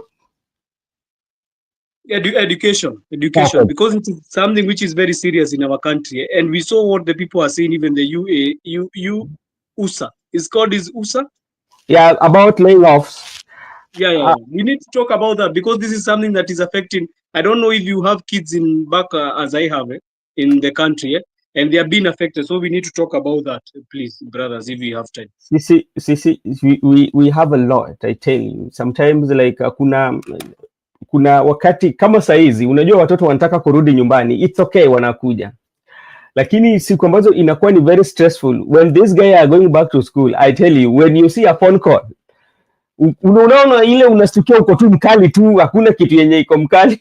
You don't want to talk, Unakasirika na hakuna kitu ya kukasirika. Hakuna makasiriko, maybe kitu kama 1 week umeona imefika Friday when they are going on Monday. I tell you from Friday to Sunday hapo simu ambayo inaingia, yani ile makasiriko iko kwa sababu najua. Brother Ben, I want us, when we are starting this debate for the education, we put all the systems go and we put all the facts straight. You know, we were being told that what we are saying, it is lies. Because yesterday you heard Buddy saying that akusema hiyo mambo anasema, but we clearly heard him what he said. So yeah, when we are putting the facts, we need to put them right, because nimesikia akikataa anakaunisha anasema si hivyo yeye alisema. But unajua, you know, the reason why now is running away from what he said is because like the public outcry, you know, because like everybody's talking about it, you know, everybody's talking, because it's affecting almost all Kenyans of walks of life, because there's things that are very basic. There are basic things in life or basic thing in the country that if you touch so many lives, you know. Let's talk about, if we talk about education, the education is, especially education in the country, majority of the good population or larger percentage of Kenyan population accessing education, especially in terms of when it comes to finance, is not very easy for them, you know. Like even what we are doing, especially, and let me tell you something, because like I'm appointed to one of the board of directors. People, we call it we call the persons with interest over school. You don't sit in the BOG, yeah. But actually, that letter comes from the government. You appointed for 3 years. You don't sit in the board of directors. But what happens is, again, how does the board stands? How does the BOG function? Because I would like to. So what happens is that the daily running of the school, you know, like especially like where I am at, maybe you have classes and you have few teachers. So what happens, you will find a way of how, like BOG, how can you make sure that before the government give you a teacher, you have to hire like personal, the BOG. This is now what we call the BOG teachers. And where that this money come from? This money come from collection from the parents, whereby parents will be told, maybe pay to this account of money every month for this, and that is catering for that, you know.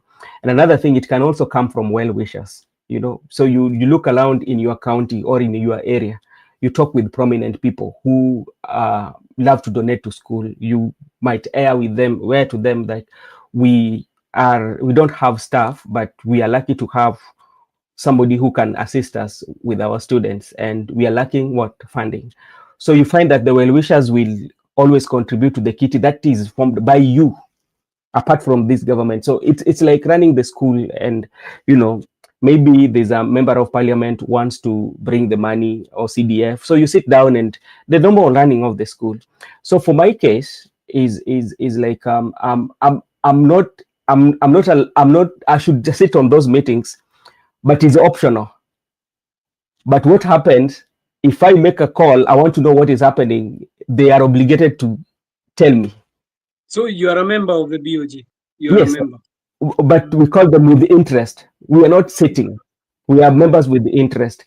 So you can access anything of the school. If you want any information, you can call and they will give you that information. Things to do with capitation, things to do with anything that the government usually sends to school. Anything that is happening in the school. And those meetings and the minutes, the head teacher can read for you, because he's the secretary of the BOG, you know. So what is usually happens, sometimes we find so far, I did not remember. The head teacher was the secretary. I remembered now. Yeah, I remembered actually. Sometimes just to get you clear, Brother Benson.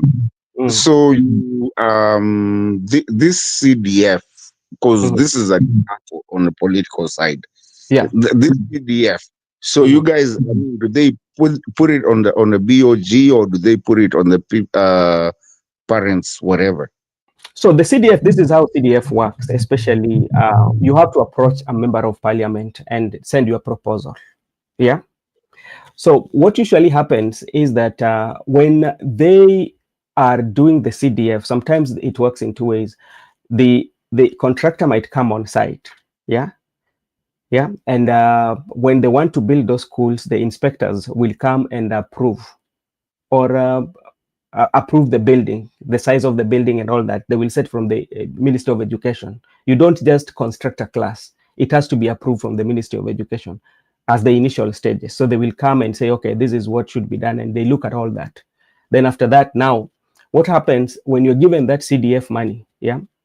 Now it will be given to the contractor. Yeah.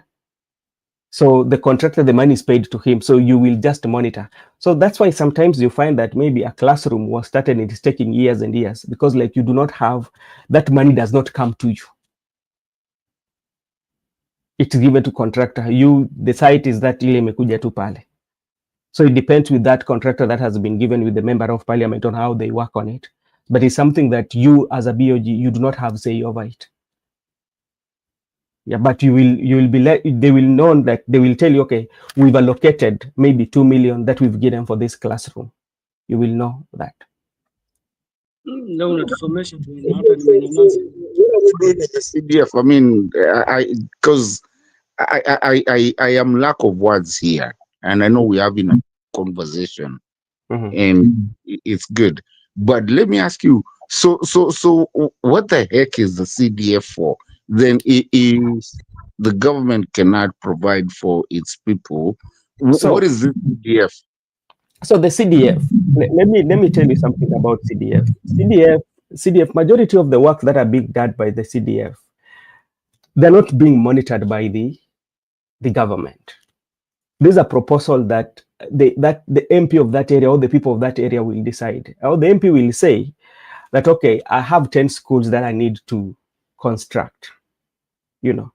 So what will happen through his aides, the money will be given to the contractors and that money will be sent, though the MP usually doesn't have like is the patron of that, you know, but behind the scenes I know they're very influential on that. Yeah. So after giving that, so it depends on that area. So the MP decide, is the person with this committee decide that we are going to do this school, we are going to do this school, we are going to give these people money, we are tunatengeneza hii bridge, tunafanya hivi na hivi na hivi na hivi. It sits with the disposal of the MP. The government does not have control of what the MP is doing. Who pays the committee? Who pays the committee? Where do they do your salary? The salary of where? The committee members of the CDF. The CDF. Yeah. I think one of them is paid by the government, and another one should come from the money that are from the CDF itself, from the money that is given to the government. So it's being paid by the CDF money. Kwani kuna two tiers. I thought the CDF is also the money that is actually doing it. So now we are getting, now you're telling us you have to. Yeah, so there is, I think like this somebody in the CDF office, yeah, that monitors that money that I think is employed by the government. But there is also people who are working in the office of the CDF that are working for the government. I mean the member of parliament. Yes, I know the person who controls, but I've never known about the members working. Yeah, because like the members who are working there, because like they have to come, they might come from the location because they have to know the area. You cannot tell me that those are the people like because like if somebody is controlling that, the government can bring in anybody they want. But the people who are working. So, Brother Benson, it means if you have a grudge because a constituency you have so many wards, like in my constituency, the Great South, we have how many wards? 5. I think we have 5 wards. Yeah. So it means if one ward did not vote for you, you know, you always see the statistics. Yeah, what if one ward did not vote for you? So it means you can delay that. Yeah, you cannot be, because you can delay because like there's no law that say that you have to give them this and you decide on what you want to do. It's not. Brother Benson, hapo umenitupa nje kidogo lakini ni sawa tu.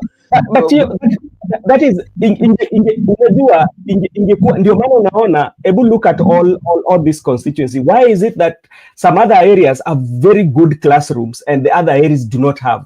Why is that one so? If there was a universal way on how you should say that we are constructing all schools and each and every ward we have to give a school. But then again, it goes back to what we were talking, me and Joseph, because at the end of the day, the Constitution does not allow the member of parliament to be given new CDF. The member of parliament ni mtu wa ku legislate. Legislation. So yes, okay. nakuelewa tunasema, lakini ukisema ati say someone has been given cash or has the cash to come and give me on a nursery school that I maybe have somewhere, and then anakuja ati niambia nipatie sijui 50M. Alitoa pio 50M. So this is to me, I might be wrong, but I'm speaking from what sometimes we get from those meetings, you know. So what happens is this, you know, after sending this proposal, you know, you have to send the proposal to the member of parliament. You are asking for this classroom, yeah. So with this team, he can decide to approve it or not, you know. So when he approves it, he doesn't give you the Brother Benson, I've read about the CDF, and I think they have a full board. Kwanza board mzima iko mpaka na mtu chairman wao. I've seen it. Yeah. And I was reading about it, and I've seen that they are the CDF is the one which pays the members. Yes, CDF pay the member, but there's one person that is from the government side who monitors that. I don't think whether CDF pay that person. No, I'm saying the CDF itself, Brother Benson. The entity is like a parastatal.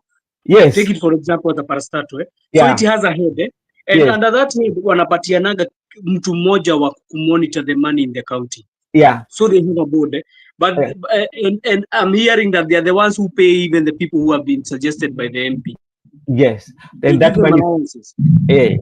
But why do we need all this crap, my friend? Why do we need all this crap when we can put this money in education? Yeah. Jose. Okay. Wacha niulize Jose swali. Jose, hapo mahali umesoma, tafadhali please nitafutie clause yenye inasema constitutionally inasema hiyo kitu inafaa kuwa kwa constitution yetu ya Kenya, by the way, na usinitafutie ya America. CDF, I don't think is anchored in the constitution. I don't think. What usually happens, let me tell you what's happened with the CDF. This is what happened with the CDF. We don't have a constitution, then we need to stop it.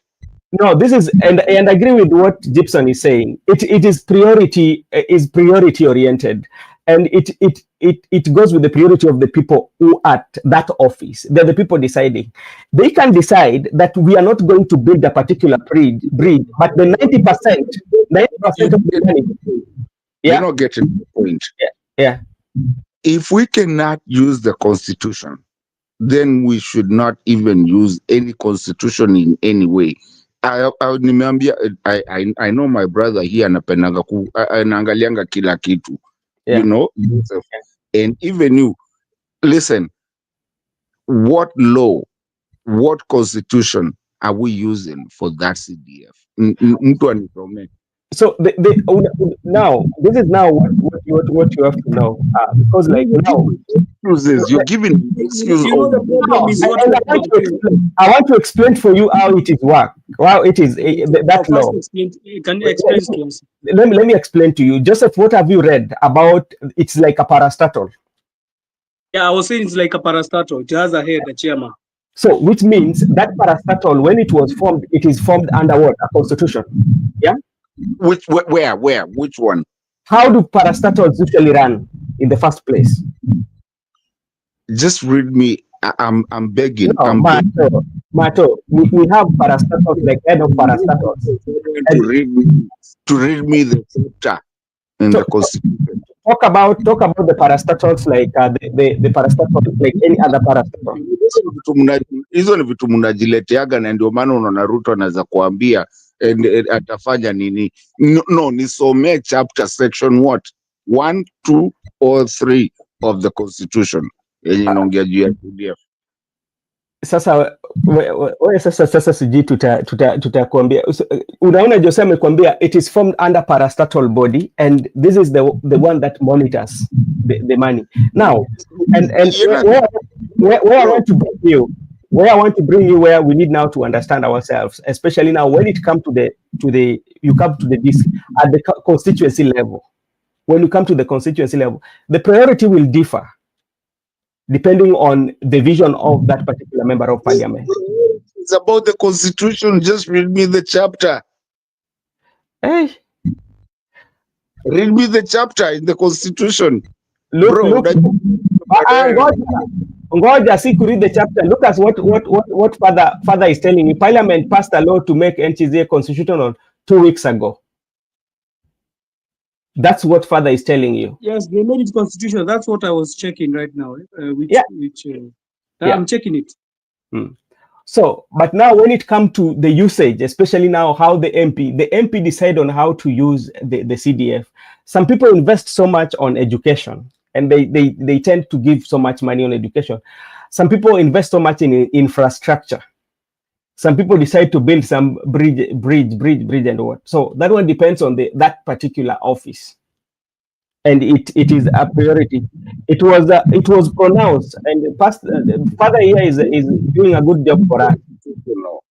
Yeah, CDF was pronounced unconstitutional 2 years ago. They changed the name to DCF and it is anchored in. Let me tell you, Mato, I wanted to answer to that. I wanted to get the facts. It is anchored in the National Development Act.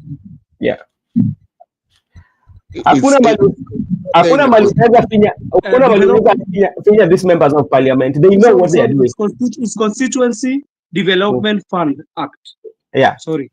Yeah. I think it is in the Constitution, Mato. Constitution hata naangalia sasa, hata nimeingia kwa comp haiko. Itabidi ingie uangalie, hata mimi nimeiangalia. So but now, the problem is, brother Benson, what I wanted to ask you, what functions does the CDF do in the constituency? Because I know the functions of them is to build classrooms, or give bursaries, or they build police stations, or they build dams for constituents. All these things is like we're replicating the ministries. We know the Ministry for Education does the classrooms, it does the funding. Then we know the security does the things in security police stations.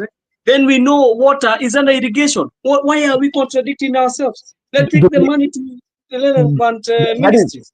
That is what we call the duplication of work, and this one make usually members of parliament to have a upper hand, especially when they're having their competitors, when they're competing with when time for election comes, because like when they will be campaigning on the basis that I built this, but not knowing that the money that you used was a taxpayer's money, was not your money. So that's why some of the issues that with CDF, it's beneficial to the incumbents, especially when it comes to campaigning. We look at how much money they are given, brother Benson. How much money do we give to this constituency? We give around 100 million to every constituency. Yeah. How many constituencies do we have in Kenya? We have 290 constituencies. 290 constituencies. So how much is that money? Can you do a calculation to me? Because today you are the today you are the person in charge of calculating. 290, right? Yes, 290 times 100 million. That is, it's how much? Let me get it. It's almost something big. As you look, because I know pia Dani Jose ataangalia pia, lakini as you look, brother Benson, don't you see a problem in what you're trying to say right now? Don't you see ukisema duplication and you're okay with it? I'm not okay with it, but I'm not okay with it, but like those are some of the questions that, or some of the reasons that we should investigate and say that how can we simplify and do away with the duplication? Because even like if you go even to the CDF, when it comes to scholarship, you find that even women rep has a scholarship that is giving to us education. You know, you find that MCA soon MCA will be having this, the president will also having it. And remember, these are all this money for education that are going for the Kenyan students. Why can't we pull them up? Just put the resources, put them in one basket, or put them in one pool, and then make sure that we give them to send them. Let me ask you a question. My brother. Mato, before you ask, I don't want to cut you short. I've already confirmed. The constituencies received 54 billion this financial year for NGCDF. Yeah. 54 billion. I don't know if you know what I'm talking about. A B. A B. Not a name. I was telling you it is a B. And we are serious staying here saying we cannot be able to fund the education? Yeah. So it's a matter of setting the priority, right? Where do we put our priority? That's where I wanted to go. Because I was like, you know, when Kibaki came in and said that, you know, we can all attend shule for free. How much was it? And when just say, give me your number again. 54 billion. 54 billion. You know, we've played with these numbers that we don't even understand what B is or T is, you know, but billion is a lot of money that could actually inaweza patia kila mtu aende shule. Kibaki did it. Kila constituency inapata 188 million. Bas, sasa niambie 188 million. You know, kuna game inachezwa hapa hivi that you hear like even at State House inarenovatiwa na I don't know how many million. I'm like, seriously, how much? But hizo pesa zote hizo nani Jose amechapa hapo hivyo amecompute. You know, that money can actually get people back to going to school for free like they were doing. Yeah, it's just like setting the priority right. When we can set our priority right and see where to invest, and you know, because I think like Kenya as a nation has enough resources for all of us. I don't think like the country cannot sustain us. But brother, we need to come and have this discussion more. This discussion is something that even we are supposed to be talking. It's very serious. Okay, tomorrow. Let me talk to Makobura, because I know today. Sorry, look at myself. Today he can come at around 7 and start to have this discussion, because today is a Sunday, and we just look at the issue based, and we look at what is the way forward. Because at the end of the day, Brother Benson, I want to be involved in this one, because I want to really like what Jose is doing there. I want us to really not just talk, but do the calculations. You see, like what Jose is doing. Even me, I'm going to get on my computer and I'm going to do everything so that at least we have the numbers and have the calculation and everything, and so that we're not just talking. And you know, now when you look at all that based on even like the overview, this is just a skeleton part of it, you know, and what we did. So it tells you, it points to one direction. It points to the leadership, and the leadership is every leader. You know, our leaders, all of them, the opposition, those who are in every leader, provided that you're calling yourself a leader, you're in the political, you have been that officers, like there's something that needs to be done, you know. Just tell brother Kevin, we need to have a discussion with him. Yeah, I will let him know. This thing, we have not finished it. We need to go through it. It's something that also is, you know, it's also educational for the people who are listening. And let me tell you something, because like I've been involved, especially in the things to do with, as I told you earlier, about the school, the community school. One of the toughest thing to be is, especially to be in your community school, you are part of the decision making, and you're seeing that something is not working, you know. you take it upon yourself, and you look at those kids and say that they are hope. You know, some of them come to school and they're smiling. They do not know how sometimes stressful you are just to make sure that they're in school. You know, there was a time that when we have the younger one, we call them the wale wa kichechea wale wadogo wadogo, you know. Yeah. And we had to provide something for them at lunchtime, you know, at break time, because like they're young. Some of them are quite much younger, you know. And sometimes it forces you as a person to make sure that at least mimi wacha hata leo niende ninunue skari kilo 10 nikuje niweke hapo. At least you don't wait for that money, because like you feel like you've been given the responsibility, and that is part of the leadership. What can you do for your people? Because if you don't take that action, nobody's going to take that action. So sometimes you find yourself saying that this is something that happened.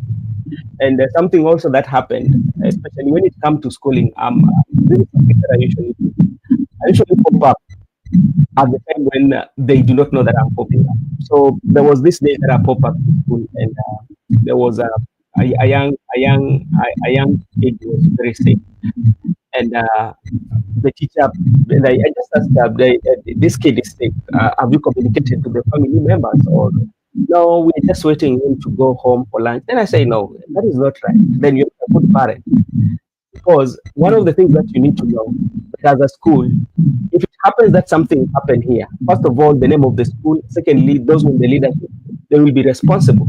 So when you see an issue like this, you have to make sure that the parents are informed, and or if the parents are not informed, then you should find a way of how can we help, you know.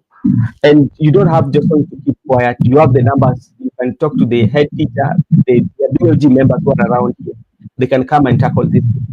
So sometimes, apart from things to do with the capitation, there are so many things that are happening in our schools that are quite much stressful, especially if you are if you are in the leadership. You know, it's so tough. I tell you, sometimes it's so tough. You know, you come there and you see what is happening. You go to the teachers. I actually respect you a lot. You know, I've been here with you for a long time, but I never knew that ulikoga kwa. I mean, you're in this thing, the school thing. The school thing, first of all, that's up even though my shida zinakuaga hapo. I mean, I went to Egerton University and I went to Western Michigan na nini, but I understand hapo ndo mashida mingi ziko. That's where you have the health problem, which the help needs to be fixed by the government, because help used to work for people. Kuna watu walienda na buma, my uncles walienda na buma, ilo walikuwa nalipo kwenda shule.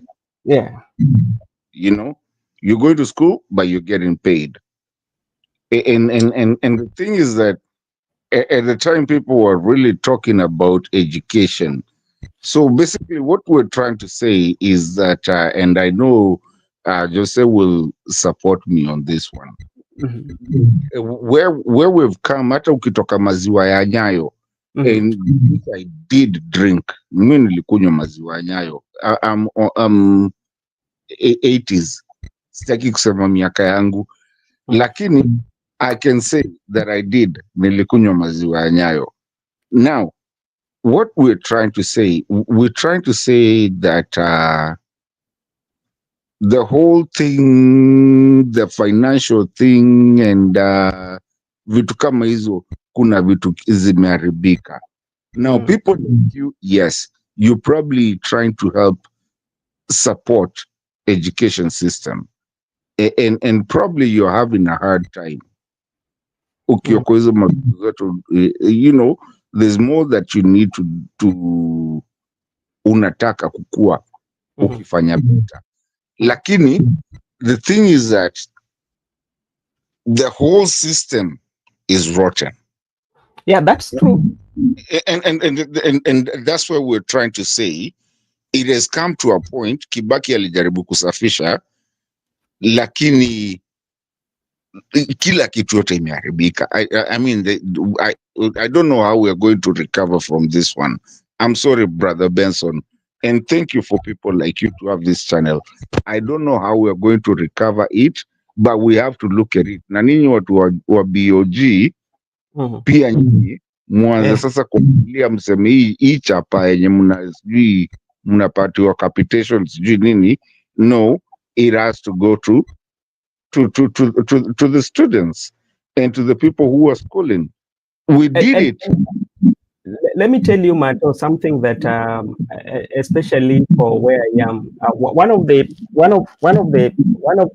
things that I usually be very much careful of and take too much energy, especially when it comes to the spending. Yeah. And one thing that I've always done, I've always tried to engage the community and let them know the importance of you as a community being involved in your school. You know, you cannot just leave it to, especially the teachers who have come, because some of these teachers, they come from far. Their work is to come and impact knowledge on our children. But like, at some point, they can be transferred.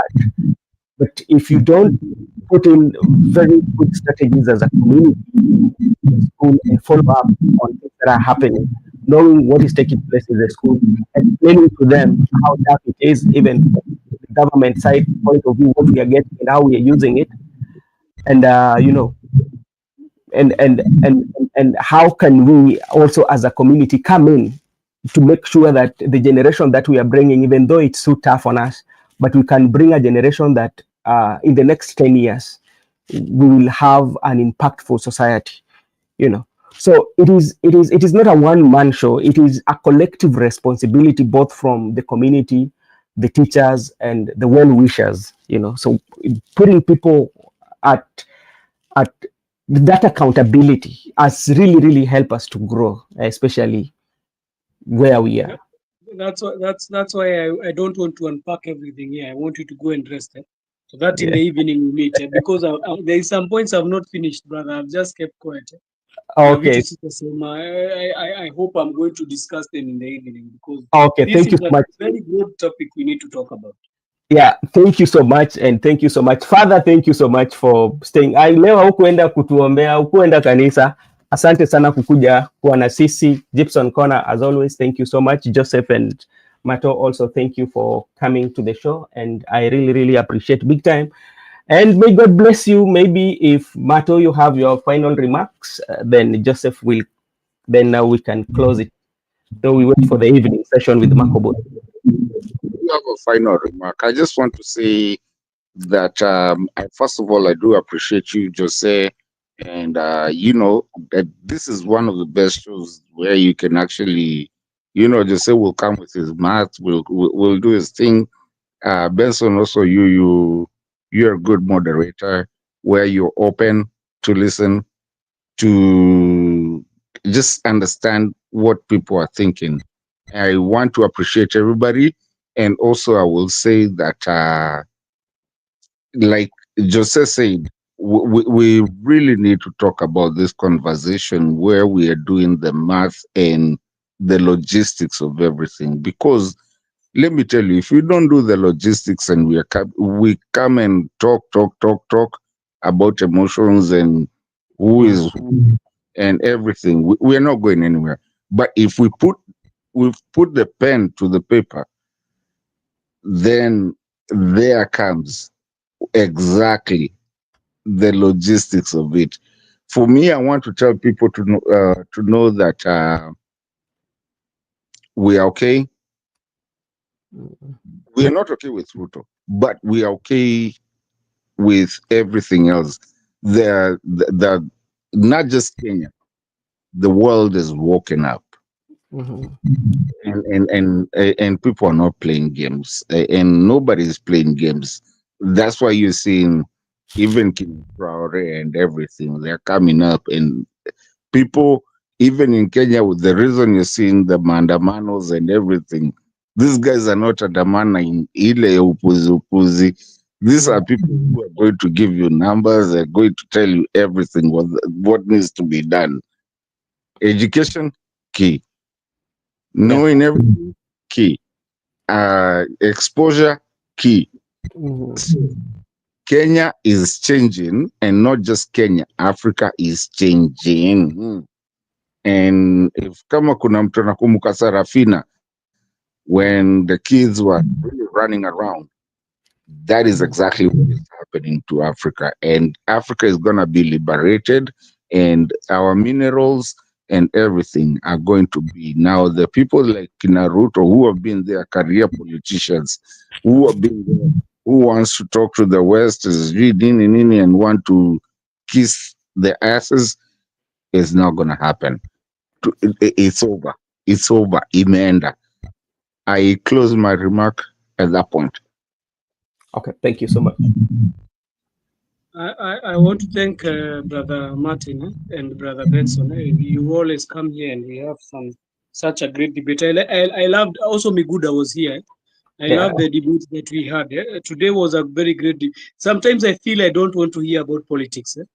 I just want to talk about issues that are affecting the country. I don't want to hear what wakisema. Sometimes I want to pause off this politics. Sometimes that's why you see even I take sometimes and go off. Sometimes I want to refresh my. And I think the conversation today was very highlighting. And in these conversations, I like to join them about how we can prop our country. And I also want to thank Gypsy Corner there at the comment section. She has supporter, amekuwa supporter wa hii channel kabisa. And Father Dan, I want to thank you also. Sorry for today we have mismanaged your time, and you are supposed to be having a mass.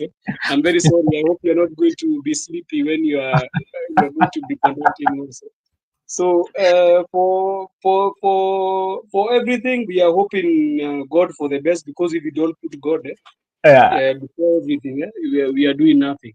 But I love this conversation. If we can have a conversation like this every week, it can be very healthy. We can talk about politics, but sometimes it's good we pause and talk about the situations that are affecting our country. The situation is, some people don't know about CDF. Some people don't know about how BOG, Board of Governors work. Some people don't know even how parastatals work. People don't even know how much money was given to constituencies. They don't know even how. So it's good that we come here and we have educated some people. People who did not know they get civic education. So thank you. Okay, thank you so much, Joseph and Neto for coming. And I always believe that the leadership is not that I have to be a politician to be that good person in my community. No, that is not what leadership requires. Those changes we can make with or without being in the political class. And there's nothing refreshing to see your community, or not even your community where you are, that there's something that you've done for that community that impact that life. You're putting that smiling face on these young people, or in a community whereby sometimes you sit down and look at what is happening, and you just say that, oh, it is so nice to be part of this country. Because I don't believe that the changes that we can make in the country, that I have to involve myself in national politics. No, that is not how you can change your country. You change your country from where you sit, by even sponsoring one kid. If God blessed you, this one kid will be somebody in a society, and that one, how you've changed the conversation in that particular areas. When you get those testimonies, for me, I'm not saying that, but I've usually have those good testimonies, and like now, one thing that is worrying me, because I know some of my students who are joining, one of them is joining Nairobi University at the School of Law on 18th, another one is joining Chuka University to do actuarial.